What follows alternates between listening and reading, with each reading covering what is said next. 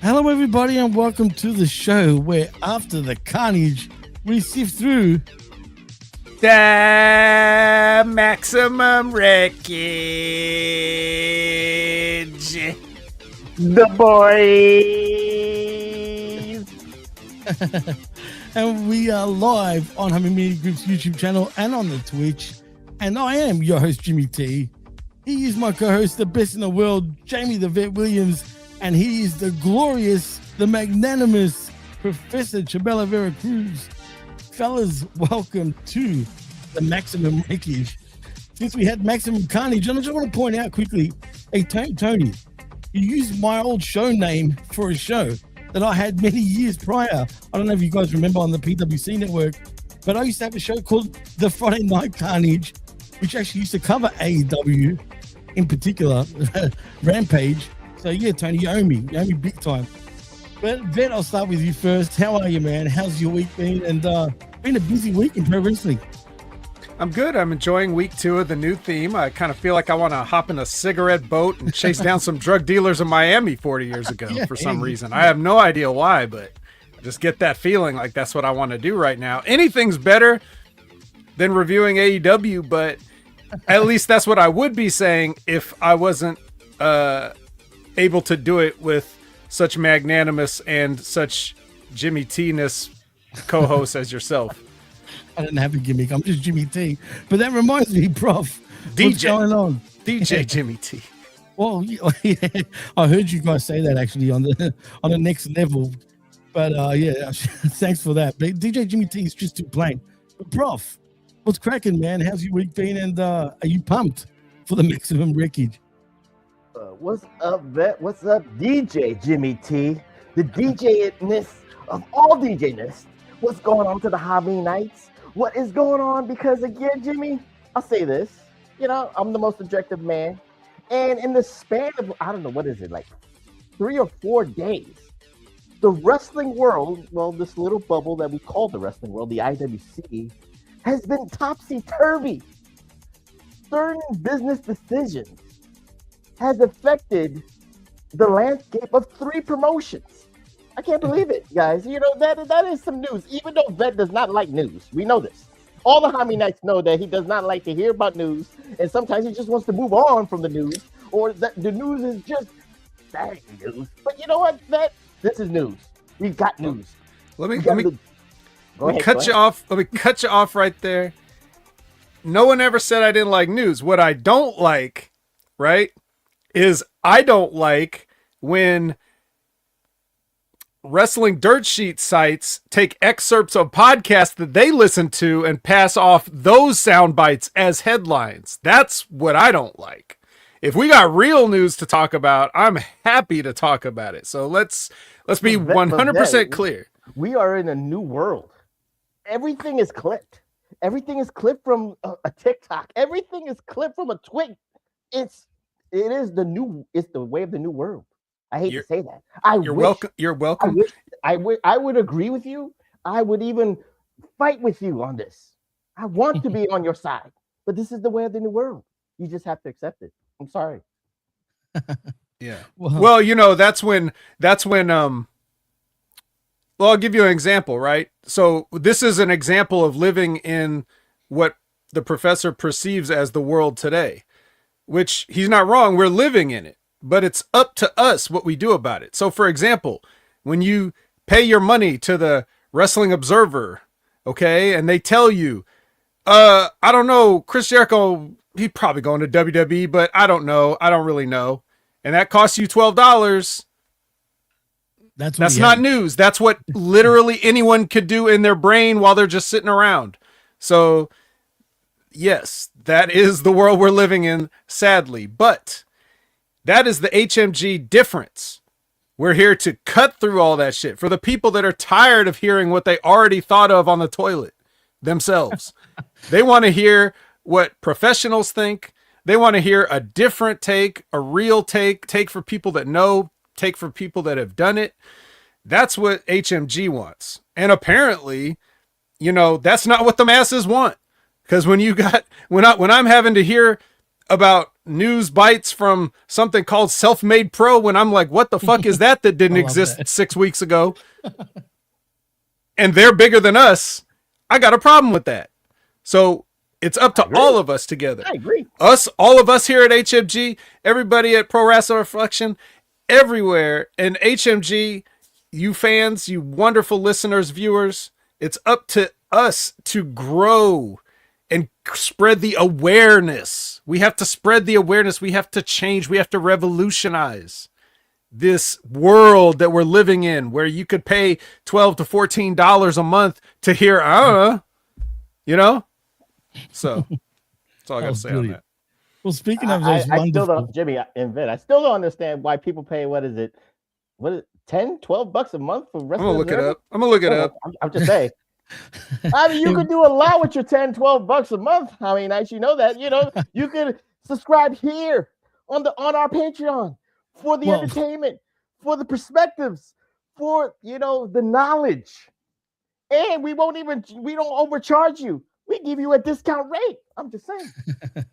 Absolutely. And speaking of those wonderful and brilliant listeners and viewers, I do want to give him a shout out. And as a matter of fact, Labrad's in the house saying Kangaroo Carnage. That's a good one. I like it.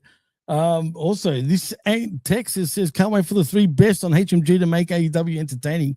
Thank you. This ain't Texas. That means the world. Also, we got Cold Blooded saying, morning friends, I'm actually more of a minimal carnage kind of guy. And Jimmy. Yes. Recurring charges, Figure 4 Wrestling Online, $14.99 US a month. That's gone up. But if you act now or anytime, and pay for the entire year, that's $149.99, which is the equivalent of getting 2 months for free. Yeah, nah. Or, No, thanks. or 1 month of Figure 4 Wrestling Online with a bunch of, I don't know, you could hear him list luchadors, and then you can hear him say, I don't know, maybe on everything for $15, or that's 3 months of Patreon for HMG. So that's 3 for 1. You know, we're talking about me, we're talking about Professor, we're talking about Jimmy, Ray, RBV, Ben, what, you be the judge. What's the value? What's that value worth to you guys? I'd rather spend that $14 at Starbucks for my breakfast. Well, Cold Blooded says $14 is like 5 white monsters. I'm a white monster, pal. Unbelievable. That's a ripoff. I remember it used to be at least $12, even $10. Heck, Times are tough, Jimmy. It was $5, I think, at one stage. But yeah, Mel, dude, Jesus Christ, what is he doing, man? And remember, I'm in Australia. I have to pay double that shit. There is no fucking way I am paying that much ever. I have before. I hate to say it, but many, many years ago. But never again, Dave. God damn it. Anyway, speaking of Dave. But Jimmy, before you move on, yes, at least in the United States, if you pay for all that stuff that the vet said, it's a tax write-off. So, we kind of like. That's true. But you know what? Do you think we make ends on that? Honestly, guys, now that you got me thinking about it, do you think Meltzer's a millionaire? Anyone? He could have us, definitely saved $1 million. I don't know what his spending habits are like, so just depending on how well he saves, but he's made way more than that, so I'm sure he could be. He damn well ain't spending on cleaning services with that apartment he's in. Oh yeah, have you seen that picture? Right. And it ain't cheap to live in the Bay Area. And the prices have only gone up over the years. Maybe that's why the Observer prices have to go up too. Probably, for sure. Isn't he in San Jose, if I remember correctly? Somewhere in there. I'm pretty sure he's from San Jose, but I could be wrong. But anyway, fuck, that's a lot. He's probably the most expensive on the planet when it comes to the dirt sheets. It is what it is. But it doesn't matter because we'll report it right here at HMG and on Wreckage. And let's start with... Oh, I got a report. $2.99 super sticker from Jerome. For life. Shit. Oh. Thank you, Jerome, for the super sticker. $2.99. We really appreciate that, man. Thank you. And I've got your details. I'll send you an email shortly, man, about that.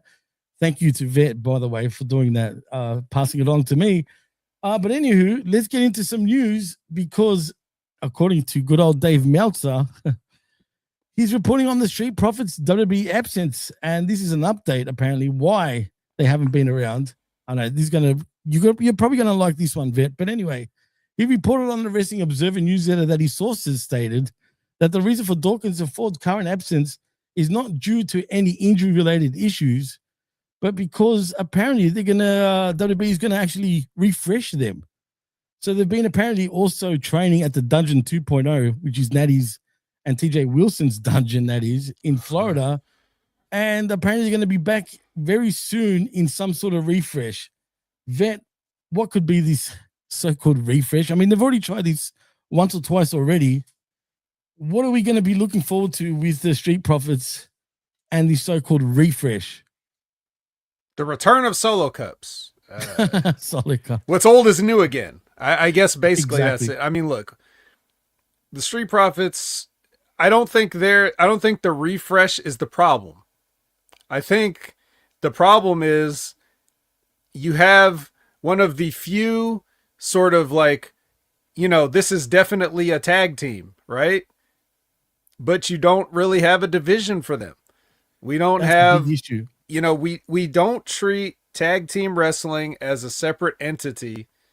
It just seems to be like a bunch of stuff to get a bunch of people in one match. Okay. So the people have liked the Street Profits, turning them heel just didn't work. Remember the Bobby Lashley thing with the suits and all that stuff? It's like, nobody wants to see that. It's just not, it's not what you want. Those guys, however they got over, that's how you know them. That's how you want to see them. So if it's the guys having fun, getting in there, they were going through the audience and stuff like before the Usos. Right. There were no Usos in the audience. That was the Street Profits coming through the crowd with the cups, dancing with the people, right? And then all of a sudden, here come the Usos, and it's like, hey, you guys got to chill out with that, right? This is pro wrestling, guys. This is wrestling politics and things like that. So, as far as the Street Profits are crucial for one important reason, and that is Dawkins' job, because this guy has been on thin ice for about 10 years. Sure. If you guys even remember, there was a point right before Montez Ford got hired, and I guess Bianca too, right? Didn't they come in together? Yeah, I'm pretty sure they maybe we didn't all know they were married right then, or dating or whatever it was. Just yet. They did link up to WWE. Okay, whatever happened before he came in, Dawkins was in a tag team with Ty Dillinger, which him as Sean Spears. And this is before he was the Perfect 10 and before Dawkins would go on to be the Street Profits, but he was still doing that thing where he's dressing like Uncle Drew, like the old washed up uncle at the basketball court, like he was still doing that back then, but it was just by himself. And he's just some normal looking guy with a minimum athletic talent, no promo, nothing. And then they put those two guys together. He went off to do the Perfect 10. Dawkins went off with Ford and they became the Street Profits, and things worked out how they worked out from there. But Dawkins can't do it on his own. If the Street Profits ever end, his career ends that day because he's got nothing. He's learned nothing in the entire time he's there. He's a cheese sandwich, the likes of which all cheese sandwiches are like, God, I got to be better than this cheese sandwich. I got to be at least a slice of pepper jack. I can't just be American craft singles on white bread. I got to be something a little bit better. Even cheddar would be better. Cheddar is much better. Much better. But much better. Dawkins is not cheddar. So he'll be gone the moment the Street Profits are over. And Professor, that's why it's crucial that whatever the refresh is, that they're still the Street Profits. Do we really want our Street Profits refresh? I think you just said it. We want Montez Ford in a singles capacity. And for Angelo Dawkins, and Vet, you just said it, I think Angelo Dawkins, his best foot forward would be to get released and do the indie circuit and work his way back to the WWE while Montez Ford gets a chance to do what everybody in the IWC thinks he can be. he can be a potential, and I'm putting it in quotes, a potential main eventer. Let's see what he can do, because I think Dawkins is the you could say the albatross to Montez Ford. He needs to get released. Honestly, again, he needs to get released or go to AEW. Just go to Japan. He's got to. Angelo Dawkins at least got to look for Japan, and Japan needs Gaijins very badly. So at least you know who Angelo Dawkins is to a degree. So again, let's see what Montez Ford can do on his own, because I think that you just nailed it on the head. I don't think there's anything left for the Street Profits to do in the tag team circuit, because it's passed them by. They had their run. The cups were a thing. Then the Yeets took it over. That's kind of like racist, man. What's going on here? How the Samoans get over on the black people? Well, neither here nor there. That's took the culture, took the jobs, took the gimmicks, took everything. It's fine. So, well, look, from a different perspective, I just want to say, like, it would be nice if the Street Profits were ever in a tag team division. That's the only thing. Like, they try to push them as champions with no contenders. There's nothing to... it never had a chance. We haven't even seen a real Street Profits. If you could have, just imagine, like, you go back in the day all the time. Just imagine dropping the Street Profits into any of those great tag teams that we had back in. If you dropped the Street Profits into late 80s WWF, or late 80s NWA, think of the matches you could have had. Now, obviously, you're not going to get anything to that level now, unless... we take tag team wrestling seriously. I don't know whether it's more likely that I'll put it this way. There's definitely more of a chance that WWE can be like, okay, let's do tag team wrestling. Like, let's put at least not the whole focus, but at least give it its moment on the show. Like tag teams is for hour 2, whatever you want to say. I think there's more of a chance that they'll actually do that than Dawkins will ever get over on his own. And he certainly, if he gets released, he ain't coming back. There is no working his way back. He hit his ceiling when they put him in a tag team with Ty Dillinger. He was already at the ceiling. He came in, he's been working above the ceiling for all this time being carried. And albatross is the perfect word. But but from the albatross's point of view, you got to hang on to that neck as long as you can. So like, I don't blame him. No, true. But that's just what it is. But think about it, from what you're saying is and I don't know about the contract situation, but if Montez is loyal to his brother like that, then the best course of action, and for what you're talking about, for them to keep going with the tag team thing, we already know where to go. They should be on Wednesday. They should be on Saturday, because that's the only place left to do tag team wrestling. Can't go to TNA because WWE kind of like, has a little bit of interest in TNA. Can't go to AAA because, WWE has a little interest there. So you go to the other place where you have CMLL and all that stuff and New Japan, and they can do all that stuff. If there's loyalty, if there's a brotherhood, if that's the way Montez feels. Well, I just want to say, do you think there's a bit of, how can I put this? Do you think Montez Ford kind of feels bad to blow up the team and go alone? Do you think he's got some sort of guilt if he actually went that way? Because part of me must be thinking that surely he thinks, I want to have a singles run. I know I can do it. And you remember they teased it a few years ago, and then it just fizzled out. So, Vet, I'll ask you first. Do you think there's some sort of, feeling bad for Montez for blowing up the team, if it's even possible for him to do that? I think I obviously can't answer that in terms of what he thinks, because I don't really know anything about what he thinks. I know that I'm sure that he would like to have, a moment to shine, but I don't know if he thinks it's worth it at the expense of like somebody else's well-being. So I don't know about that part of it. But it's definitely possible. There's things that's like, I want to make this work, like I'm still getting paid. I'm making good money. I'm not maybe creatively satisfied, but that can change overnight. One day they can just decide, hey, we want to do something. And then that can all change. And if I leave now, then, I'll never know. So it's just one of those things. Like I understand being loyal. Right. So is it to a fault though, Vet?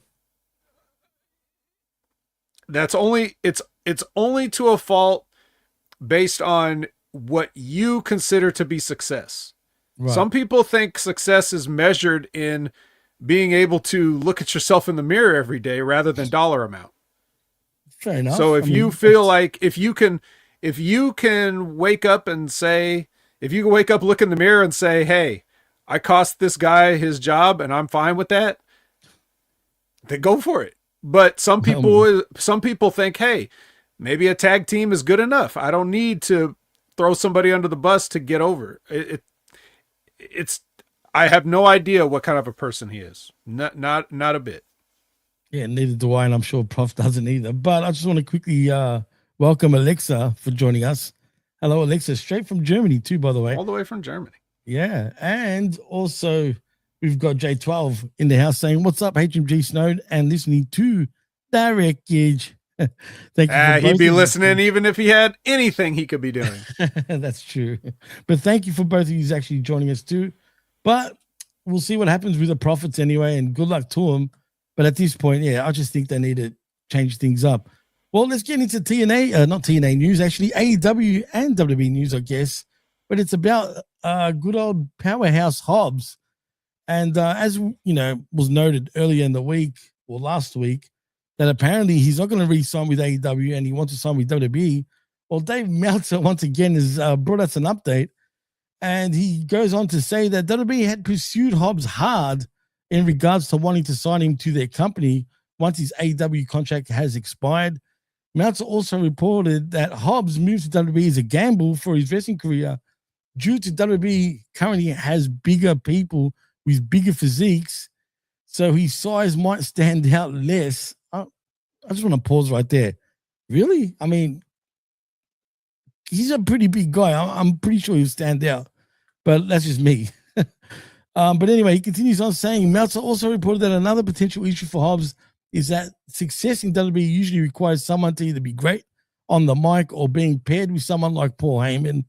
While WWE is currently expected to make changes to Hobbs' presentation for his arrival, including a new ring name, Meltzer also compared Hobbs' transition to WWE to other notable former AEW talents. And Meltzer reported that while Cody Rhodes, Penta, and All Ego Ethan Page have done better in WWE than they did in AEW as single stars, Ray Phoenix has not done better in WWE, and the jury is still out on Blake Monroe, who has yet to reach the same level she has in AEW. In regards to Hobbs' decision to go to WWE, Meltzer speculated that it was probably the right move due to Hobbs' older age, and he can still start in WWE with new excitement and new momentum for his wrestling career. $14 right there, Jimmy. What you just read was $14 worth. That's true. Of information. I ain't saying that's 99 cents. That is true. Well, since you jumped in, actually, Prof, I will ask you first.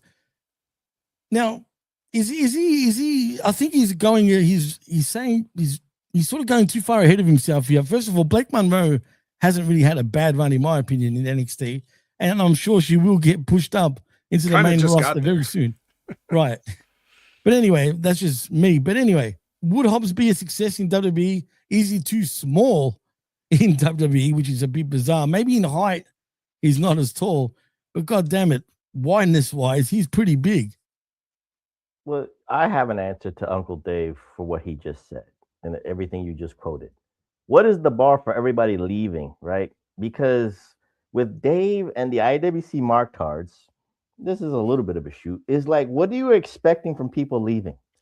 Are you expecting them to be the main event going into WWE? Like Blake Monroe, is Dave expecting a monumental program, main event worthy, and to be the women's champion in the matter of a week? That's not the reality. The same thing that goes for Hobbs. He's going to get a weird NXT name. Vet, what's going to be that NXT name for Hobbs? Is he going to be like Jamal Hammer or something? I don't know. Powerhouse Dobbs. He ain't going to be Powerhouse Hobbs. We know he's going to be something. With a D, Dobbs. Our Hobbs Dobbs? Oh, Jesus Christ. You already ruined Powerhouse Dobbs. But again, I'm going to just say this. What is he? He's what, 33 or 34 years old? Apparently that's really old, according to Meltzer. That's not old. He's in his prime, but he's making a business decision with his family and he's taking less money because I find it funny, Jimmy. Think about it this way. Remember, I don't know, what is it, like 6 years ago, 2019, 2020, when somebody we know named Vince McMahon was overpaying wrestlers to stay in WWE, overpricing wrestlers to stay in WWE because he did not want them to go to the competition of AEW when it was just a startup. How karma is a bitch. Tony Khan overpaid Hobbs. He was giving him a boatload of money, and back then people complained that, well, let the wrestlers wrestle. So I'm going to say this to Tony. Let Hobbs wrestle. Let him do what he wants to do. He left amicably. He left on good terms. But I know Hobbs is a businessman. So he's going to take a shot, see what's going to happen in NXT. By the way, NXT needs an injection. And Vet can probably co-sign this. NXT men's roster needs an injection of Powerhouse Hobbs or whatever the name he's going to be, because that men's roster kind of sucks. It's all the women's roster has been carrying the NXT brand on the CW. Let's keep it real for a long time too. Yeah. If Hobbs is going in there, at least you can inject him. He already has that Obafemi look, even though he's not going to be Powerhouse Femi or something like that. But you know what I'm saying. But at least you can inject Hobbs into that main event scene, and that I could see Ricky Saints against Hobbs. You could do those matches on NXT. That'd be interesting right there. But at least you can understand. He's already injected into the main event scene in NXT right now. For Meltzer just to think like that is kind of ludicrous to me. But you get where I'm going with this. But he's taking a chance on himself. He's taking less money. And if it doesn't work, guess who's going to pay him a lot of money when he comes back to AEW? Tony Khan. So it's a win-win for Hobbs. He's going to get money paid. He's going to get paid. If it works in WWE and the merchandising works, he's going to get a lot of money. If it doesn't work, he goes back to AEW, and Tony Khan's going to give him double the money he just left. So it's a win-win for Hobbs. God bless. God bless Hobbs. God bless Hobbs. And Vet, could it be even worse and he joins a New Day as Big H? There's a possibility. Wait, what are you going to do to Paul Waller? What are you going to do to Big W? Saying, there's a possibility of that fucking shit happening, man. I hate to say it, but it's true, no, man. There's not, but it is funny. That is hilarious. Now, speaking of hilarious, Cold-Blooded, we got to put over Cold-Blooded's dub comment there. That's almost as good. Stop selecting now. So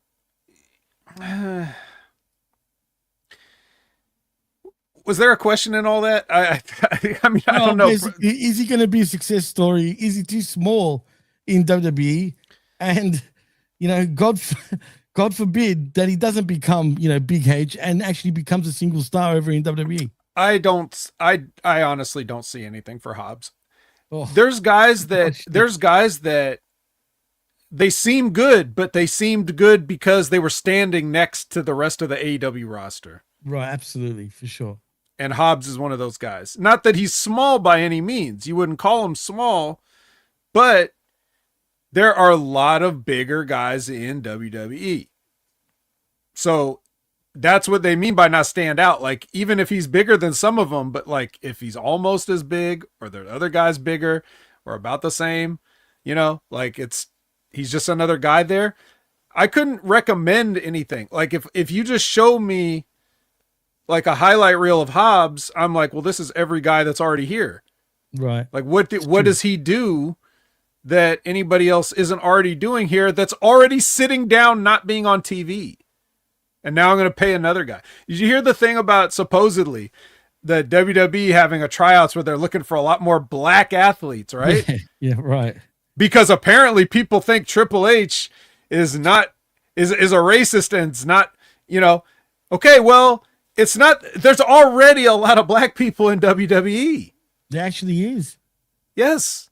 So signing more doesn't make you less racist. You have to do something with the ones you have. You haven't done anything with the ones that you have yet. We're giving Javon Evans a chance right now. Obafemi's getting ready to make some moves like Jade Cargill, but we're starting that, right? Signing Absolutely. More people. There's still plenty of people. There's people in Evolve, the WWID champion is still Cappuccino Jones. Hello. Who told you about? Who put everybody up on Cappuccino Jones? Me, did. motherfuckers. Me. Months before. Okay.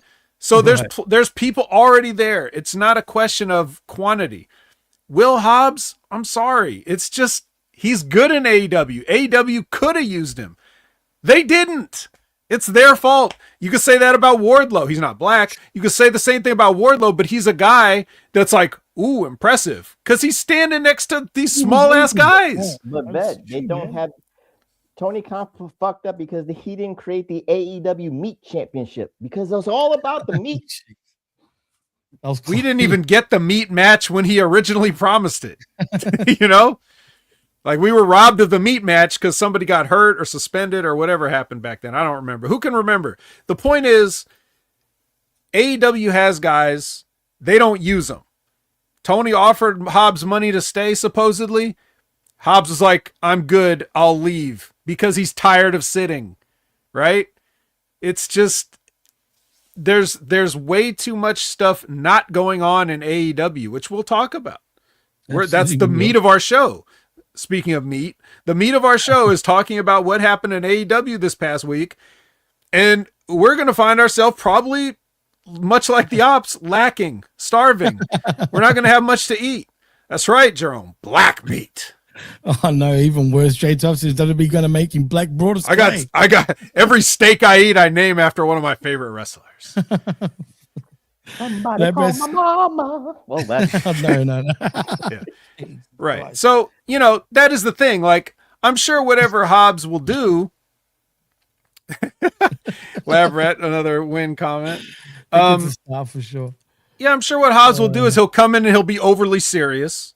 He won't be Big H. He won't be dancing. He won't be doing any of the, I don't even want to use the word that's the proper term for it. It's not appropriate for a white man to say, but he won't be doing any of that.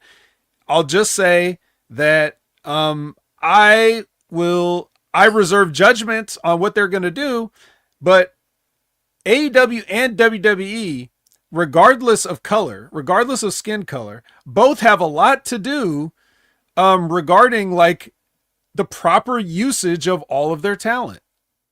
You've got, I just heard this stat, talking about that Stranger Things episode, 10 people wrestled on a 3-hour show. Like there were 10 people that actually put boots in the ring. Right? Yeah.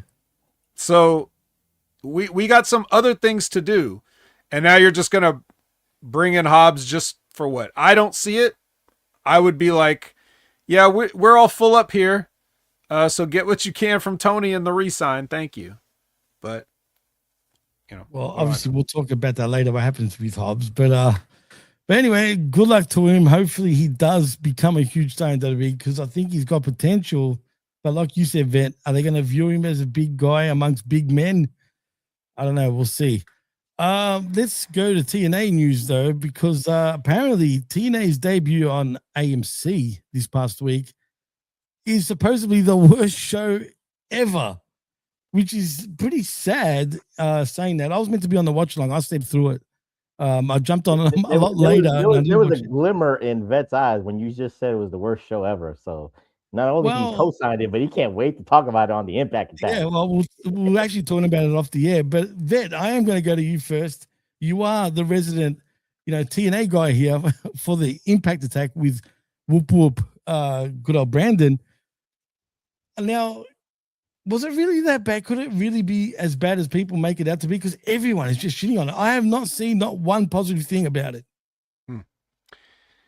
Well, like you said, I will be on, or the professor said it'll be on the Impact Attack, be here all about it. Because as of this moment, as of this recording, I haven't watched it. So I can only assume that because I'm one of the only people, I'm in the top 0.01 percentile of people on Earth that actually watch TNA. Okay? None of you people out there are watching it. None of you. I promise, except the ones that do. I know you from the chat. But other than you guys, the vast majority of mankind and even wrestling fans among that, and even old TNA fans among that, Like we're going lower and lower in the niches of people that actually watch TNA. So when you hear there's going to be a big debut, you hear this as AMC, it's a new channel, it's a new era, TNA, I remember them. I'm going to check this debut out or whatever. Of course it's going to be the worst show you've ever seen because you haven't been watching it. For me, it's just another Thursday. But for you guys, you're like, you got hyped up. You marked out for the hype because you hear that TNA has got a relationship with WWE and they're making moves, and Bound for Glory was their biggest show ever last year. And you hear all these things about people talking about TNA and you ain't watching that shit. When you watch that shit, it fucking sucks. And I've been telling you every Monday at 6:30 p.m. Pacific, 9:30 p.m. Eastern, how bad it sucks and the reasons why it sucks and what they could have done to make it suck less. But it's all new to these people. You know how I found out that everybody hated this show? Yeah. I'll give you one guess. How did I find out that this show sucked? You'll never guess. Social media. Okay. No. Yeah. Oh yeah. RBV invited me. He said, "Hey, Vet, I'm trying to get some people to watch for the big watch along." I was like, "Get fucked." To use a term Jimmy would like. I ain't watching that. I watch TNA at double time speed, like sometimes like 6 hours before I got to record the Impact Attack. Like I push it to the last possible moment because it is so far down the list of priorities in my life. So damn, dude. So it ain't, again, I'm expecting to watch this show and be like, yeah, that was this week's Impact, but everybody else is shocked. Cage Match was shocked. What they get like, you couldn't have given it worse reviews on Cage Match if you review bombed it on purpose. But the way I found out that everybody hated it was I was just scrolling my Twitter and I saw a tweet from Moose who felt like he had to defend himself vaguely against people saying like, there's a difference between criticism and opinion. And some, everybody doesn't have the sound. I was like, wow, if Moose is just tweeting that randomly, I guess it's not randomly. I guess there's a reason for it. I guess nobody liked this shit if he felt like he needed to speak up on behalf of the company. Everybody knows I love Moose. That's not a secret. I'm a big fan of Moose, a big fan of what he's done, but that doesn't mean that the show is good. And they have like one or two legitimate stars there that you would tune in and be like, wow, this guy, I want to see more of that. And TNA is not pushing them. TNA is pushing Mike Santana down your throat. Yeah. Okay. Mike Santana would be a great guy to be on the card, but you can't force a people's champion. A people's champion is somebody the people choose against the booking, like Bryan Danielson, for example, or something like that. Yeah. No. Again, manufactured bullshit. Right. So, but you have a guy like Moose and you had maybe a guy like Joe Hendry. Those were the guys. And both of them had been so marginalized to the point where, none of them are doing anything important. And I'm sure they weren't doing anything important on this show. So when you tune into TNA, what are you going to get? Who are you going to see? Who are you going to come back to see? And even of the people that they do have, they're not doing anything interesting with them. So I'm sure that's what people who tuned in to this debut on AMC were subjected to. A normal episode of TNA. But that's what we've been getting. And it's been getting worse. So I'm not surprised that nobody liked it. But it is funny, how people will... It reminds me, just real quick, and then I'll shoot over to the professor. But it reminds me of when Sharknado first came out. Yeah. And there was a big buzz about the movie Sharknado. People were talking about it. And they were just talking about it like, this silly movie that was on Sci-Fi Channel and all this stuff. And I remember hearing like some, I don't know what they were like, drive time DJs or something talking about it. And they had the nerve to say they didn't like the movie. And I'm like, what did you think this was going to be? Everybody has been watching movies like this shit for years and they didn't catch on. Like whether it was, Sharktopus versus Crocosaurus or Lavalantula or like any of these shitty sci-fi original movies with too. shitty CG monsters. Like, and this one had the funniest title so far, so it got a buzz. But you thought this was going to be a real movie? Like, you thought there was going to be any semblance of good in any of this? You're surprised at this? And that's kind of how I feel with this TNA thing. It's like TNA got all this buzz and you finally decided to watch it. And you're like, you have the nerve to be shocked that it sucks? Why do you think you weren't watching it all this time? Anyway, Professor. Facts. Prof. Very factual. And Vet, Sharknado has been so successful. They had 5 movies of Sharknado. It's a great story. So Ian Ziering is the man. But anyway, about TNA, it's funny because I remember the debut episode of Impact on Destination America. I remember the debut episode of TNA Impact on Pop TV. Nothing was different when it moved from Spike to Destination America to Pop TV. And I saw the debut episode when it moved to Access TV. You know why? There was nothing about it, Jimmy? Because they had to move. They had no choice but to move. Because that was the business of TNA, because the mismanagement, the losing of the money, especially from this once Spike said, fuck it, we're not gonna give you any money for this shit. That was it. Right. So that now they got a little momentum from the matches of 2025. I'm not gonna dismiss that, Jimmy, but it was TNA's fault. They said January 15th is the most monumental date in TNA history for the debut of AMC. I was not gonna fall for that bullshit. I knew what I was gonna get. So am I disappointed with what I saw? I actually saw it, Vet, so I will tell you this. Was it a bad episode? For a cage match to give it a 1 rating because there was less matches on it, yeah, I can understand, people's disappointment about the lack of match quality. But for the business side, Leon Slater having visa issues that he couldn't be on the debut episode, I can understand that. I don't know how many other. Oh yeah, we should talk about that too. Let's talk about that after you make your points. Yeah, right. I'm just going with the logistics of what I've heard. Leon Slater had visa issues, so he couldn't make it for the debut episode. So they try to use AJ Styles to rah the TNA Impact debut on AMC. Fine. Well, WWE at least threw him a bone. I can at least give you that. Perez Hilton, I don't know why the hell he was there, but he did something with the Elegance brand, but that's what he was used for. He was there. Perez Hilton was used there for the Elegance brand. And for the AMC thing, Mike Santana won his belt back because obviously TNA brass and booking of Tommy Dreamer and Delirious thought, why not save Mike Santana being looked like a doofus losing on his first defense? Why not win it on the AMC debut? They thought that was going to be a great business decision. But just like Vet said, something happens with this booking. They marginalize people that we like Mike Santana, like Moose, like Joe Hendry. Then they kind of take the momentum away from them and make them look stupid in their bookings. That's a TNA thing. That's not me saying that. That's just, you can see that with your own eyes. So with that being said, what was the Mark Tars expecting? If you've seen TNA for years, I got what I saw. I'm not saying I was happy with it, but I was not disappointed with what I was expecting because, again, I've seen TNA for a long time, guys, and the debuts of every network that they've been on has been almost the same.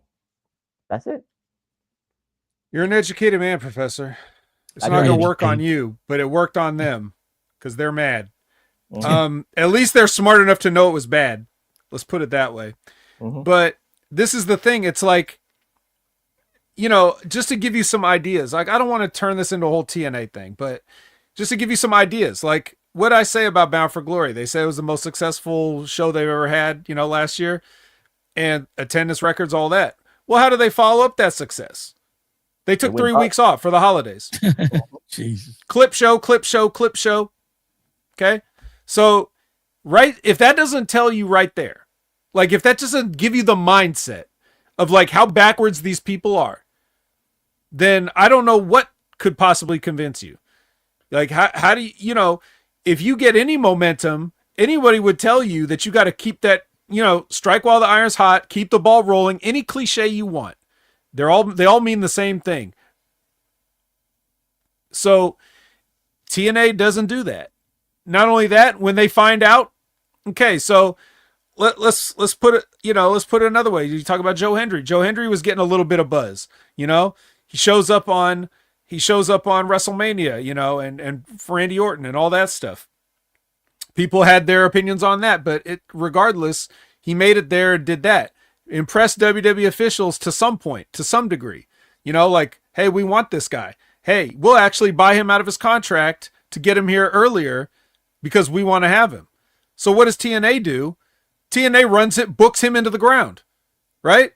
So it's like that'd be like if your friend is gonna. It's just like Jimmy. It's like, Jimmy, I got a car.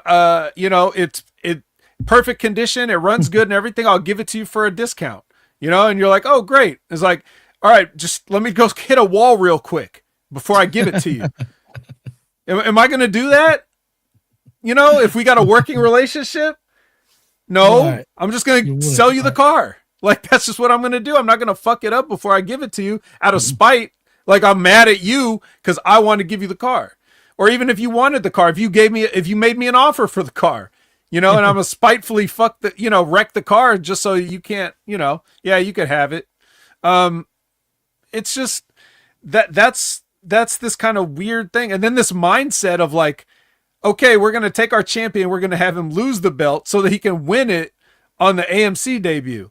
So that means everybody in that booking committee, whether it's Delirious, Tommy Dreamer, everybody that's working in that office, are you so out of your fucking minds that you think anybody's going to mark out for a fucking title change of some people they've never watched?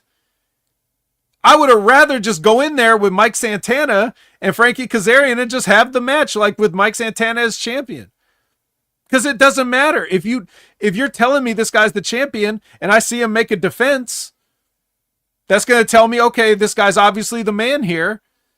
I don't need him to, like, if you're telling me the backstory of like why this guy lost it, or you think that winning a title in 2026 means something in this landscape of 1,000 titles on every fucking show, I'm sorry, that's just Mark thinking. And so if Tommy Dreamer and Delirious are Marks, TNA's in trouble. Simple as that. It's not going to get better. Let me just say because and I just want to say one more thing to prove this point. As long as I've been doing the Impact Attack with Brandon, when I tear the show apart, sometimes I'll cut a scathing promo on TNA, and then for some reason, miraculously, the next couple weeks the show gets a little bit better. So it's not like they don't listen, but Brandon always says, well, I want to give them the benefit of the doubt. I'll see where this is going, like that. And then like he says that so long, and then I will go and I'll say, when he says it, after a certain period of time, I'll say, hey, Brandon, remember you said that like 6 months ago. You said that a year ago. Well, how do you feel now? Like we are at the benefit of the doubt stage. How do you feel now? And he even has to admit, yeah, they fucked it up. Hindsight will tell you everything. You could just go back and look. Anytime you thought, well, let's see where they're going with this. It's never been anywhere. They've never gone anywhere. They've spun their wheels in the same place. Let me just say this, that because business-wise, I'm only going business-wise. I'm not going booking-wise, Jimmy, here. What were the ratings of Access TV? They weren't that very impressive to begin with. Maybe 100,000. I'm being nice. Maybe 100,000. Wasn't the average of 60,000, 70,000? They were definitely under 100 at some point. I'm just being now. I'm being nice here. I'm shilling for TNA. 100,000. This is AMC. You got to introduce new viewers to a product that had been struggling for years. So who do you use? You use people that you know. So that's why they heavily booked it. And to begin the show, they heavily booked it with the Hardys. They booked it with WWE guys that people are like, oh, wait, those are the guys I saw on Raw. Those are the guys I saw on SmackDown. So at least I understand who they are. AJ. And AJ Styles. You book with people you know. You can't, and I'm sorry to say that, you can't book it with Frankie Kazarian, introducing Frankie Kazarian. You can't introduce Mike Santana. They're not known. Technically, they're known for the marks, but they're not known for the I hate to say the WWE viewer, But the WWE viewer, if they're gonna tune into AMC, they gotta find a recognizable face with a recognizable history to have me say, all right, I'll give it a shot. And then I'll give it a shot with the new people I've never heard of. And then it should be engaging television. That's where they dropped the ball on, Jimmy. Great points by both of y'all. I mean, how many times do you want to screw it up? You know what I mean? You'd think they would do something different, but they just don't. I think the Hammer really hit the nail on the head with this, because he says Dreamer is cool, but his booking is garbage. He gets off on it, on the Miz arcs. I agree with that. I think he is pretty much garbage when it comes to booking. And if he sees Santana as champion, I like Santana. Don't get me wrong, but he just comes across as very, I don't want to say quiet, but like too chill. He's got no sort of, I need to see more fire from him, man. Like, I need to see something more from him. I just don't think he has that charisma like a lot of people thought he did. You know what I mean? They're really trying with Mike Santana, but like I said, they're trying to manufacture a people's champion. It's going to backfire.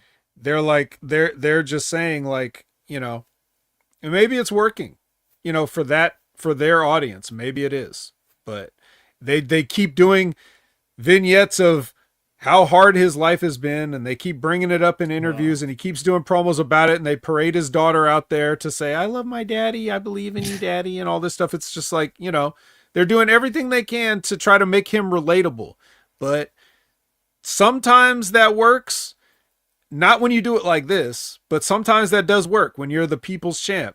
But other times, sometimes people are tired of seeing people they relate to. Sometimes they want to see somebody super unrelatable. Why do you think, for the past, 2 decades almost, superhero movies and Marvel movies have been so big?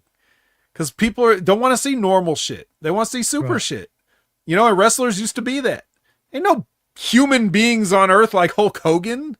Like he just...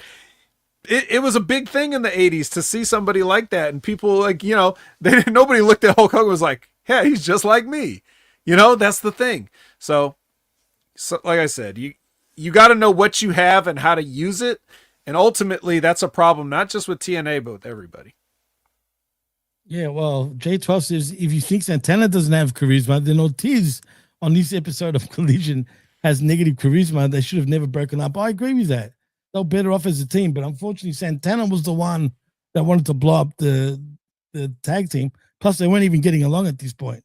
So Ortiz without the fro, it has no charisma. Ortiz with a haircut. It's weird, dude. I was going to say it, but I'm going to say it. This saying Texas says Santana not the problem. The book is not promoting him. They're promoting him. They are promoting the shit out of Santana. The fact that you don't think so tells you everything you need to know. They're not doing a good job, but they're definitely trying. Like if you've watched 1 second of TNA in the past 6 months to 8 months to a year, Santana's been on it, probably telling some story about how he's overcome his rehab and, his addiction and rehab and all this other stuff. Sounds like they're promoting him. Sounds like Eddie Guerrero from 2004. Right. Oh, yeah. And plus, people don't like the pity card, man. Do you want to feel bad for the guy? Like, is that what you're trying to do all the time? But the pity card, Jimmy, has a shelf life. I get what you say. It has exactly. It sure does. And plus, everyone does it too. Like, it's already been done a million times. We get it. You know what I mean? He's just a human being like everyone else. Shit happens. Well, yeah, and you're also building it into a promo that people won't boo. Right. Exactly. You're not going to boo a recovering alcoholic, even if you don't care. You're going to be like, yay, because you want to be nice. Right. That's true. Enough of these guys. And like Jerome says, we all got problems. I don't want to hear about it. Exactly. Yeah. Anywho. You mean I can't be that fan vet? I can't be that fan vet to say, take a drink to Santana, just to shout that out. Take a drink. Take a drink. You can. You might start something. You might be like, this is what we're all thinking. And now finally it's okay to say it. Salute. Anywho, let's go back to AW news, and this is pretty much the last thing, and then we'll get sifting. Darby Allin on him being not a fan, get this, not a fan of doing 100 big moves in a match and not wanting to get complacent with his AW career.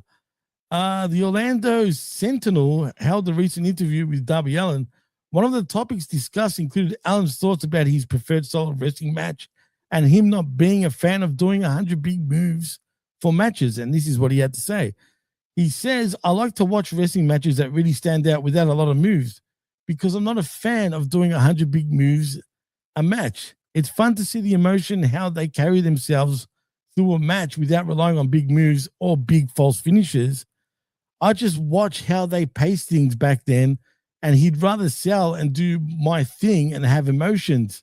Allen also gives his thoughts about how he does not want to get complacent with his career in AEW and his issues with others in AEW's locker room who treat it like a spring break. He goes on to say, every time I make an entrance, I have a chip on my shoulder that I have to show everybody what I'm capable of because I never want to get complacent. It's my biggest fear. I watch these guys get somewhere and then start going through the emotions.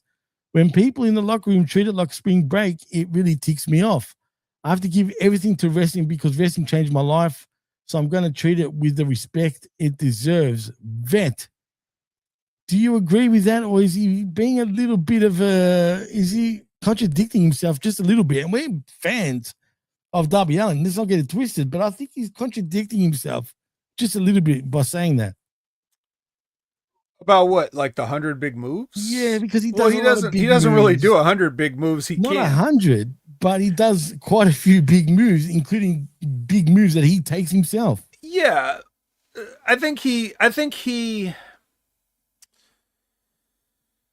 I understand what he's saying. I think he's talking about like like the Kyle Fletcher match. Right. I'm going to kick out, right? Yeah, it's the kick out match. The Hammer would say the kick out match. I'm going to hit you with, or the Kevin Owens. He does it too. Like we don't have to pick on one company. We could say all these guys that have a mindset. What would Ben Hameen call it? ROH class of 2012 or some shit, like he says. It's these guys that they worked for a certain audience, and now that audience has become it's bled over into a national thing, and this is more the norm than it was 15 years ago, say. Right. Because these guys have now made the big time. The guys that were working in the Ring of Honor cards, they're signed to the big companies now, right? So their style of doing that, like, my match can only be good if I kick out of every move you do to show how cool and strong I am, right? I think that's what Darby's talking about. Darby's doing like a stunt match.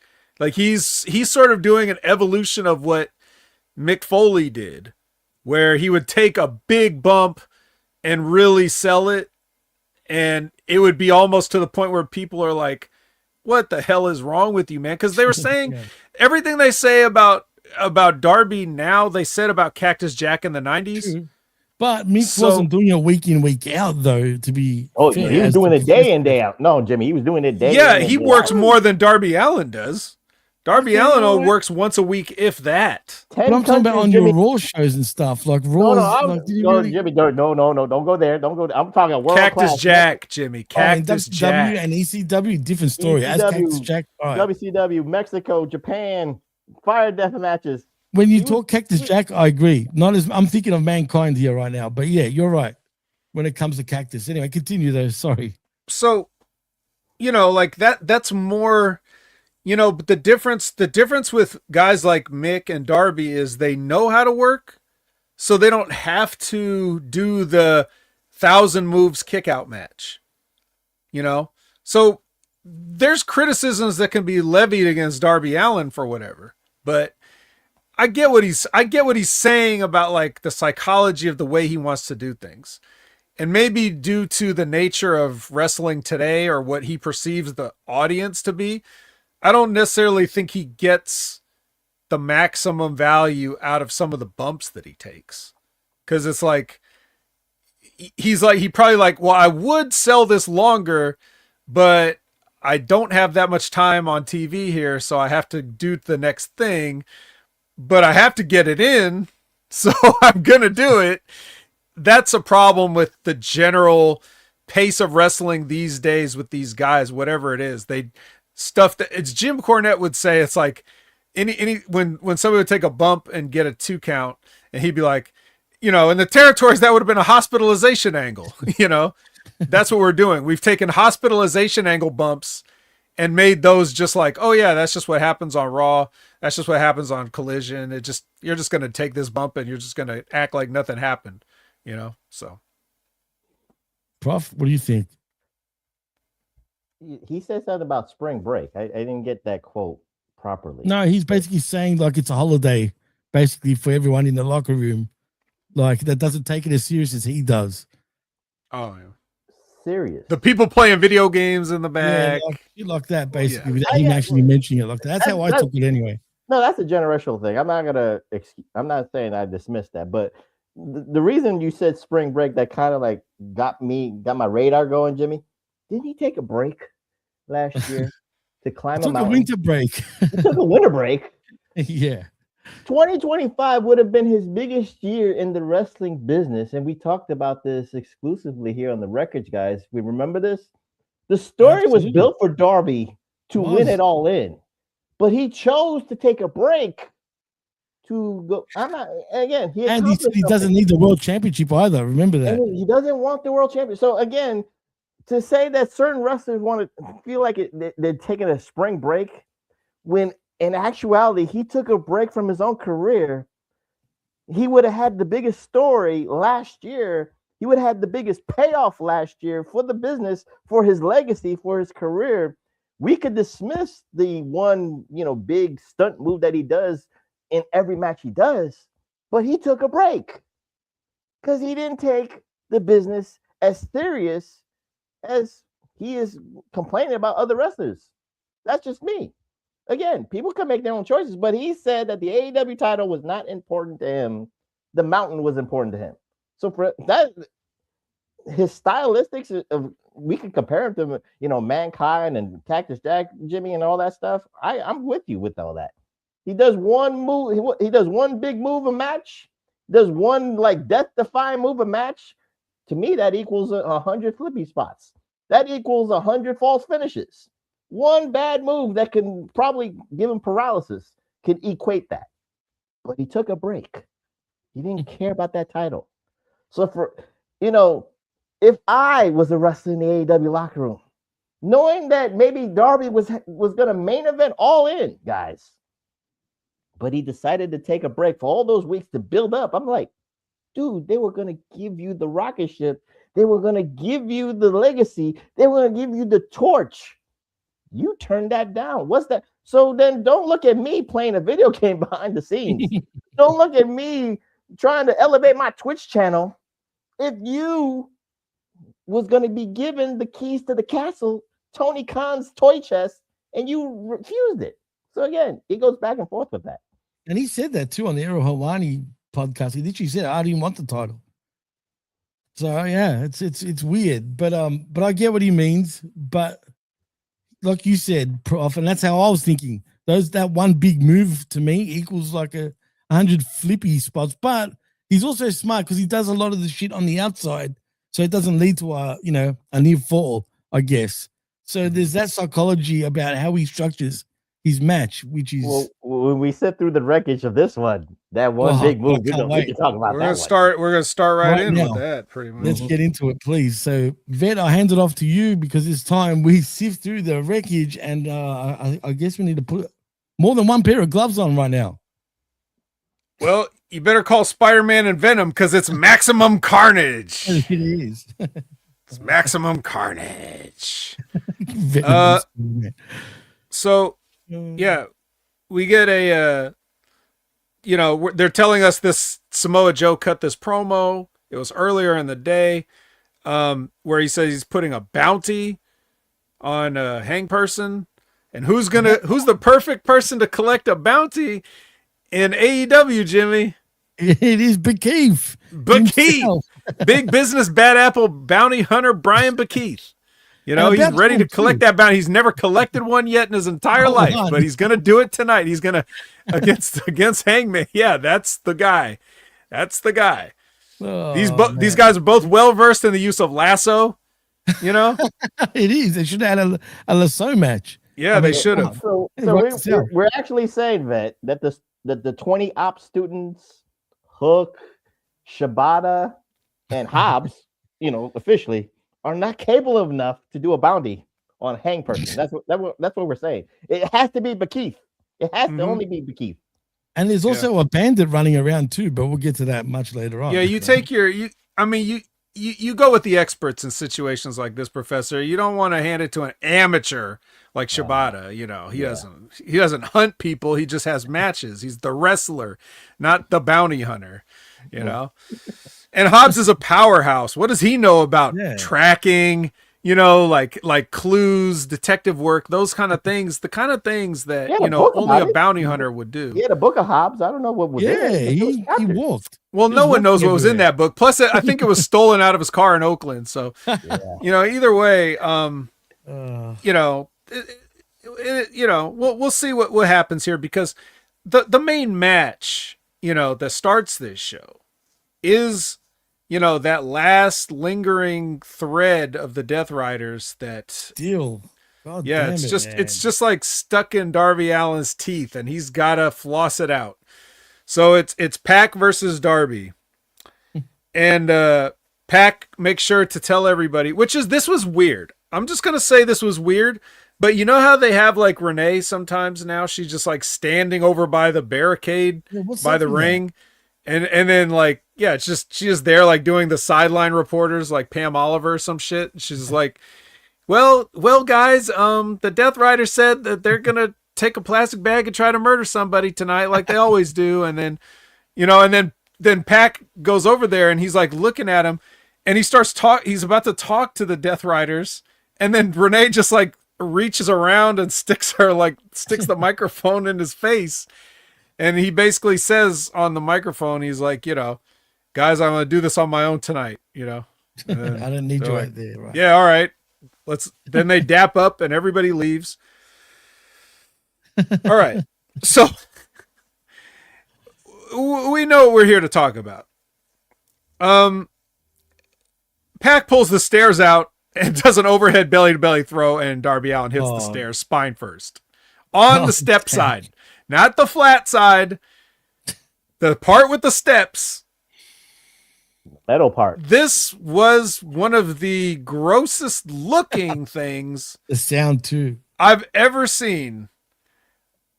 And yet, somehow, it looks safer than a lot of the stuff that a lot of people do. You're right. Actually, you're right. It's the way in retrospect, believe it or not. It's actually, he actually took it. If there's a smart way of taking it, he actually did take it. Sort of smart, even though it's still bad. But now how he was able to build the proficiency with which he could take this bump, I don't ever want to know that.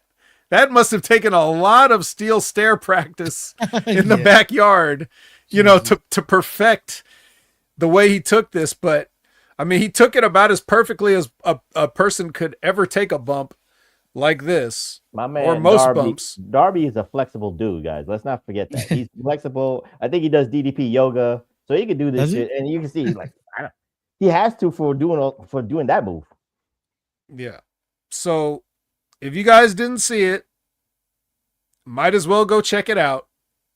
But it was perfectly done. Like the space, like Pac he knew right where to stand. Like where in relation to the stairs, right? But it looked bad. It looked bad. It looked bad. Sounded as bad. as a fan. But like looking at it, I was like, "Whew, they did it." That's all anybody really wants to talk about. Oh, there was another fucked up thing though that happened. This was way more dangerous than the stair spot actually. And I'm wondering how Pac's feeling right now, because Darby sometimes does that coffin drop when the guy's laying on the apron. On the apron. Now, a lot of times the guy will move and Darby will hit the apron and bounce off, which is also very, very dangerous. That's true. Pac didn't move and Darby landed right on his arm. And I thought that was more dangerous. That could have really snapped you know, he could have broke his arm in a couple of places on that. But you know, I guess it was okay. Pac seemed to finish the match with no problems. There was a ref bump. Yuta came in with the chair, got kicked. He Pillmanized Pac while the referee was down, and then he put the scorpion on him, and then I think he gave him 2 scorpions, wasn't it? He tried to get I think Yuta came in with the first scorpion, right? Yeah, it was. Oh yeah, true. You're came right. in with the chair. That's a good point. And then Darby took him out, drop kicked the chair into him, like Van Daminated him, kind of. And and then broke Pac's ankle, just like Steve Austin and Brian Pillman. That's where the Pillmanized comes from. Yeah, but did you see where that happened? How Pac and his ankle suddenly was hurt.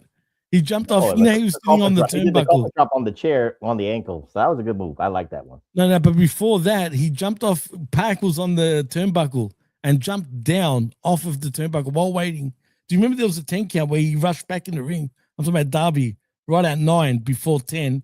And Pac during that time was sitting on the turnbuckle waiting to see if Darby was going to get back in the ring or not. Gets back in at 9. He jumps off the top and then bang, he acts like he just done his ankle. And he's like limping around and like, And then when Darby put the chair on the wrong leg, straight away, and I wrote this in my notes. I wrote on my notes, actually. I actually did write notes this time. He put on the wrong freaking leg, on the wrong foot. And then Pac had to correct him and be like, no, this leg. Yeah. And then puts it on and it was like, it ruined it for me at that point. That part, that was unfortunate. So I just had to point that out. Sorry, guys. Yeah, no. Good that you did. What was I going to say? And don't forget also, like, last week, the reason he got this match is because he slammed his shit in the door, and said, I'm going to break it if you. That's one sturdy ankle, though, I'll say that. Anyway, the point is, Pac tapped, and Darby has now made a clean sweep of the Death Riders. Professor, it's not quite winning the title at All In, but at least it's a moral victory. And a literal victory, I guess. Yeah, I'd rather have the title.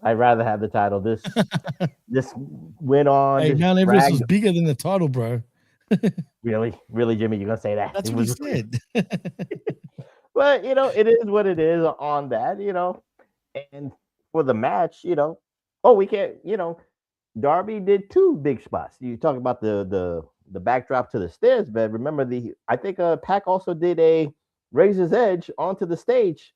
So Darby did 2 big moves, which equated to a lot of 100 flippy spots. So we can say that too. So, it's interesting because, you'll talk about other stuff that happened during the Wreckage coverage, but Darby's got to move on, plain and simple.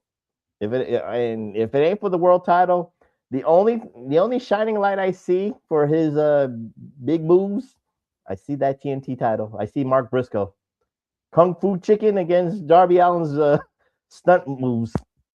I would book that. That's all that's left for Darby to me. Well, I don't know. There's that. He's got that John Moxley Continental Classic looking at. He's like, I already beat you once. I can take this from you too. We'll talk about that, but that, we see there's going to be a little bit of a sidebar to it. But go on, Ben. We also have a fresh national champion. There's so many ways. It doesn't have to be. Mark Briscoe's got the 1 belt he already did have, so it'd be silly to go back for it. But then again.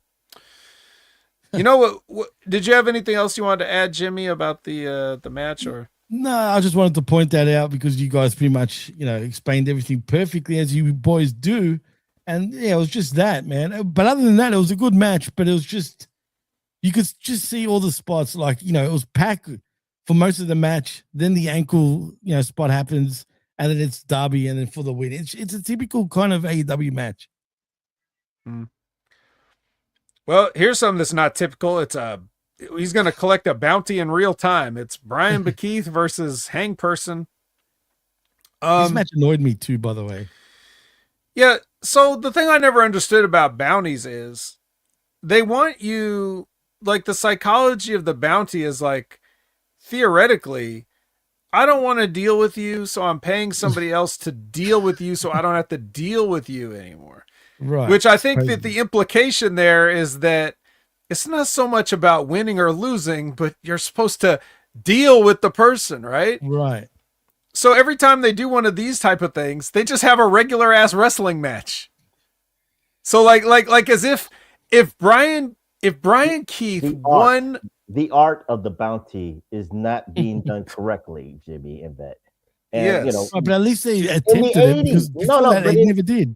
In the 80s, I'll give you a perfect example. In the 80s, for the Mid-South Hami Nights, there was a bounty on Jerry the King Lawler.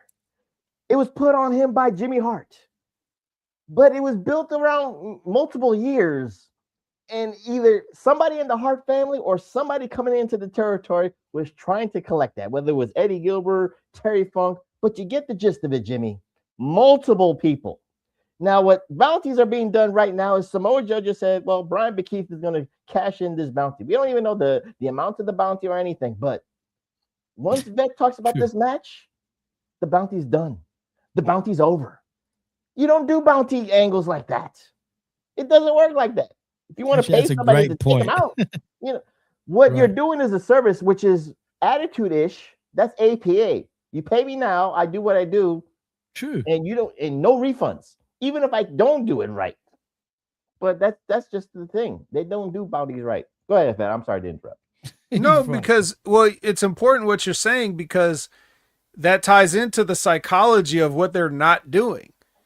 Like, if you pay, the whole bounty thing is bullshit to begin with. It always was. Like, you mean to tell me you're doing criminal activity on television and you're just going to pay? Like, how does if I'm Jerry Lawler and I'm the biggest draw in this fucking state and you're trying to take me out, don't you think anybody that's running this company, which is really me, but we want to pretend that there's commissioners or other things going on, like, what, you don't think I got a problem with that? You don't think if it ask Sean Payton how people feel about bounties, okay, in sports, right?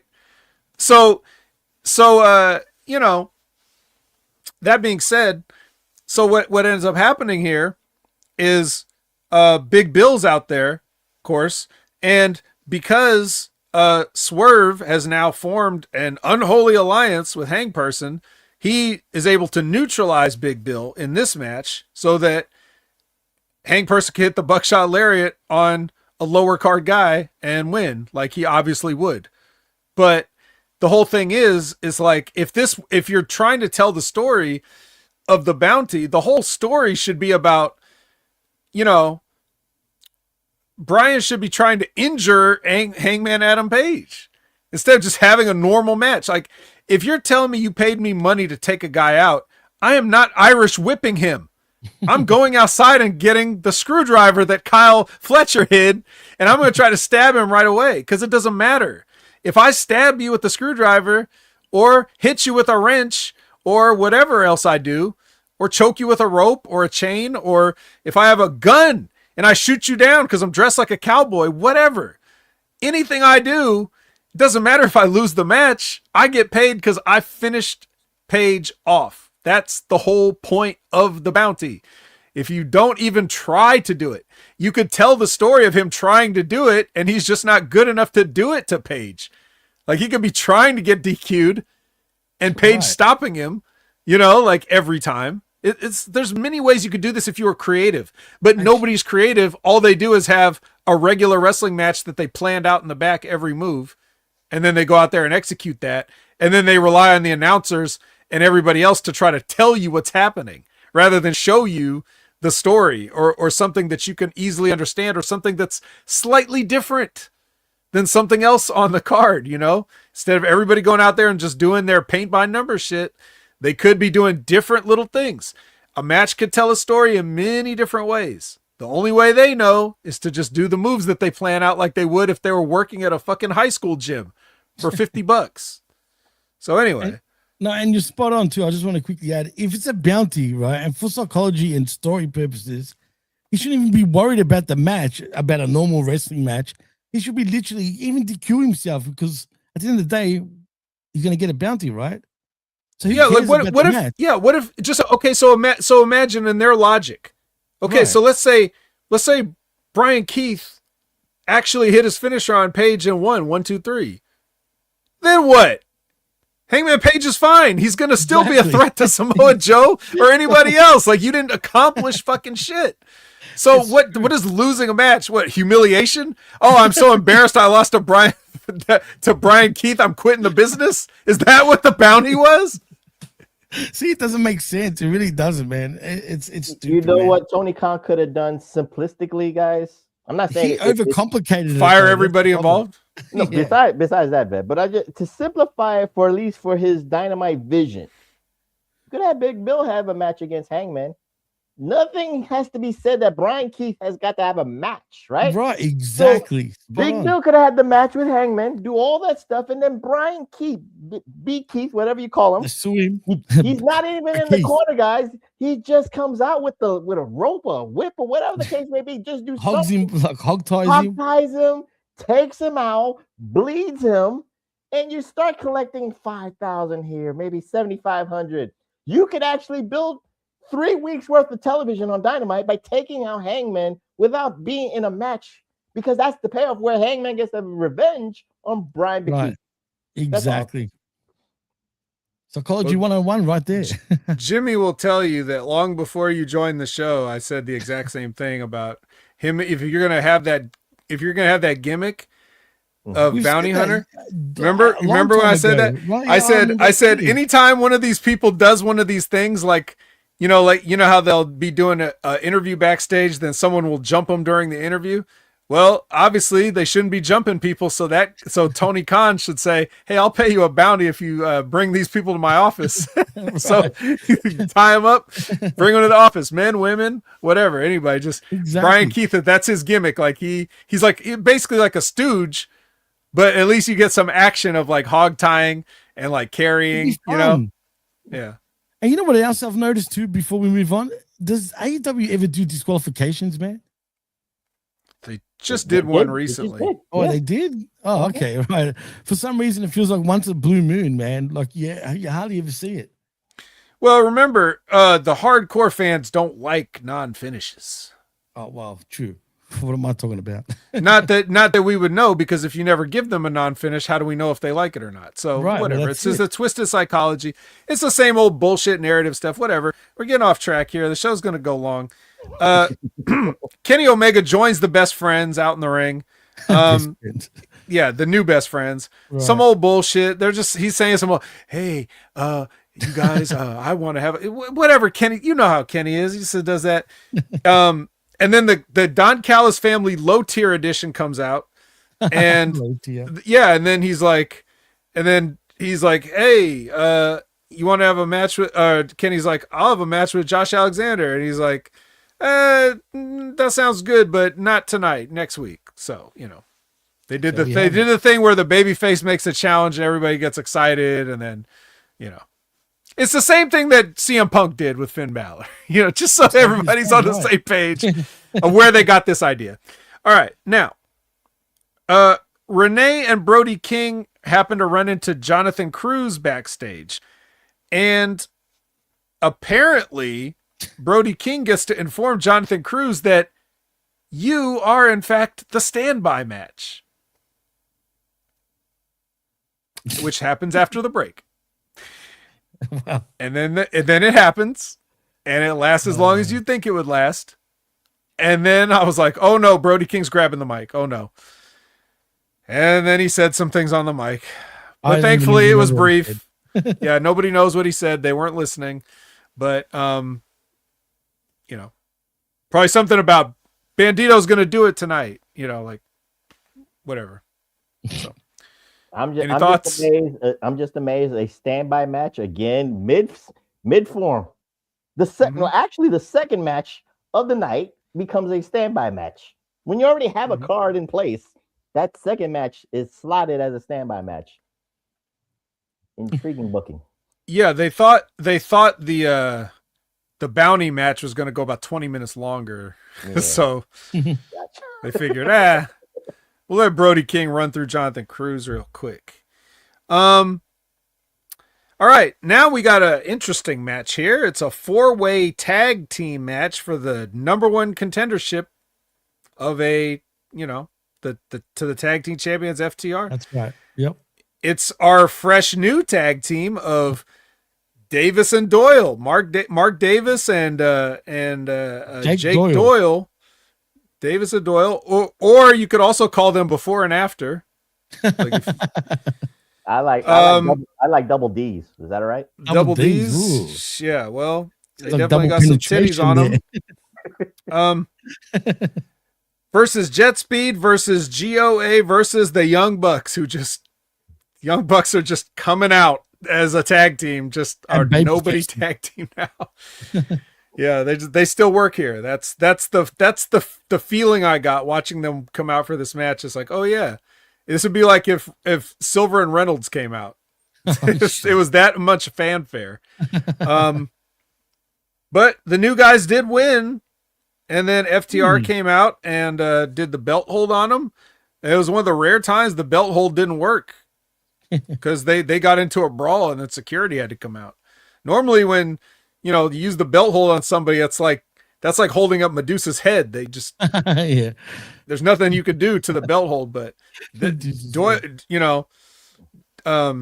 Davis and Doyle are immune, Jimmy, and immune, and they win surprisingly. Or should I be surprised? But you know what, boys? And before I give it to you, Prof, well, I will give it to you now. But is this a good pairing of Davis and Doyle? Looking at them, they look like a tag team, but can they be a big deal? Could they be even the next Chronic from WCW, if you want to call it that? Since, they got similar names, similar looks. Well, if they're going to be Chronic, they're going to have to do bounties, and they're going to have to collect. True. So, number one. But I'll say this, Jimmy, I do like the pairing of Davis and Doyle, or the double Ds. I'll call them that. Maybe I'll get some residuals on that one for the double Ds. But they got the look. And the funny thing, they look like brothers. I mean, they have the same, the facial expression. They just look like brothers right there. And I hate to say it, Mark Davis being paired with Doyle is way better than Aussie Open. It's true. I agree. Aussie Open probably was over in New Japan, and I'll go to you guys. And in the UK. Okay, thank you. At least I felt like that. I'm not saying they're going to be the best tag team in the world this year, but Davis and Doyle, they just have the look. It's just a nice look.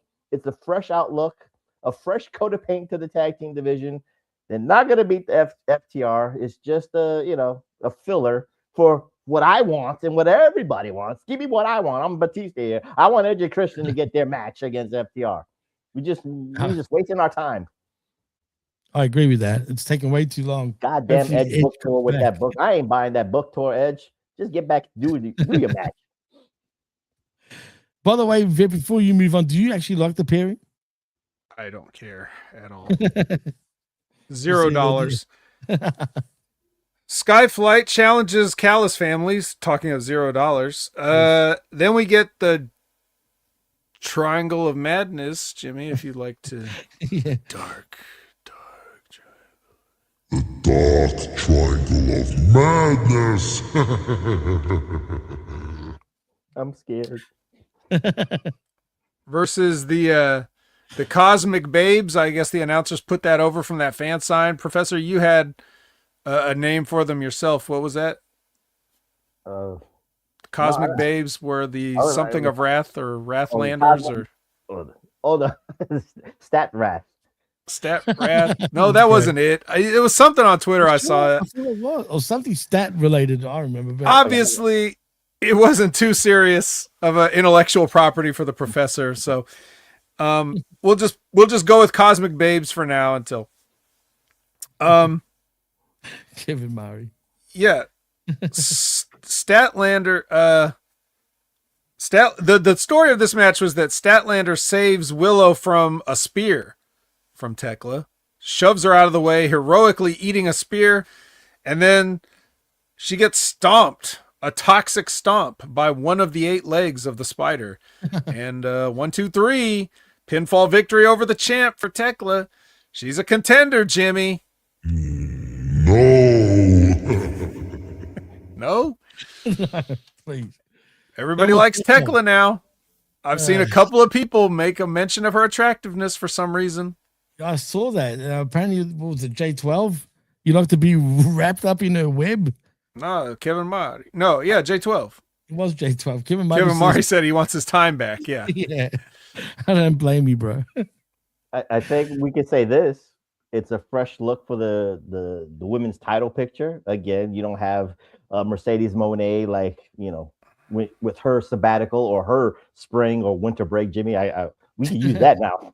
I don't know why she's taking a break. You know, she's the best wrestler, as I said so. But you know, neither here nor there. But it's a fresh coat of paint. But I think that, correct me if I'm wrong, but I look at why they're trying to rehash the friendship. Like Stat is trying to, you know, I guess regain the trust of Willow Nightingale. Is that where we're going with this? Is that the story, that she's trying to regain her trust?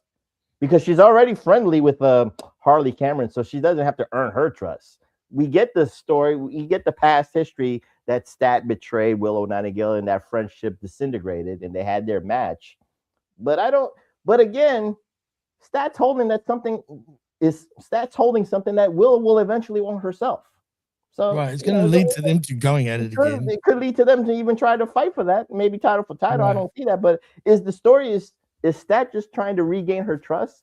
Because I'm not really into it. I'm not really into that. Professor, I do love you, but I hate when you put me in the position of having to dignify any of this bullshit with a real response, but I'll do it for you. Thank you. No, she's already regained the trust. Like, that part's over. We're now friends again. We've moved on past the I don't know if I can trust you thing. So we're in the phase of like, we're just enjoying the friendship and the reunion. That's where we're at. Why is it like that? Statlander never really turned on Willow per se, not in the traditional pro wrestling sense of like, I'm going to clothesline you and the fans are going to be shocked and boo. Like that's how every wrestling turns. It's a clothesline, right? So we didn't get really any of that. It was more of like, if I remember correctly, it was more of like the Stat was Stokely like feeding the flames and siding with Stat. I remember that vividly. Yeah. And once Willow lost the TBS title the first time to Mercedes, then Stat clotheslined her, what you're talking about. But it wasn't the traditional match turn. Yeah, so like, you know, they had their thing or whatever, but it's over now because what they thought they were doing, like this, what this reeks of to me, this reeks of people pitching their angles. Like, I feel like this is something that like Stat and Willow maybe came up with and brought it to Tony. Like, hey, could we do this? And he's like, yeah, that's a good idea. And then he doesn't care about it as much as they do. So whenever they try to do the stuff on TV, it doesn't come off like it's a priority, or like maybe they pictured it going differently, you know, like maybe they pictured it playing out differently or having a different presentation, but because it's not a priority and the announcers are just like, oh, whatever, like it's just not as dramatic as they hoped. So I think that's like they have creative control that Tony Khan says that nobody in AEW has. He has this final say. Well, he also says he takes in a lot of ideas, you know, and that's exactly it. It's like for guys like that, when it's not your idea, it's human nature generally, and not always. A lot of people need collaboration, like they welcome it. But in general, I feel like if it's not your idea, it's not a priority. Now, that doesn't mean you don't care about it. It doesn't mean you don't want to do it. It just means like he's off in the weeds thinking about the Death Riders or whatever bullshit he wants to do, or, you know, what other people are doing. And so the Stat and Willow thing is like, it's everything to them if it's their idea, but for Tony, it's just another part of the show. So that, like what I said, when I brought up that match, you know, where, you know, Willow won the title, and I'm sure in Willow and Statlander's mind, they pictured that WrestleMania 20 Eddie Guerrero and Benoit hug, you know, because that's what it almost looked like. That's what they wanted to do, but it was so half-assed. It was so half-assed that I don't think anybody got that from it. So I think we're supposed to already be in that, like, okay, everything's cool, we're friends again, but it didn't come off that way, which is why you're still like, wait, what happened? That's my best answer. Thank you, Vet. Appreciate it. Always a pleasure.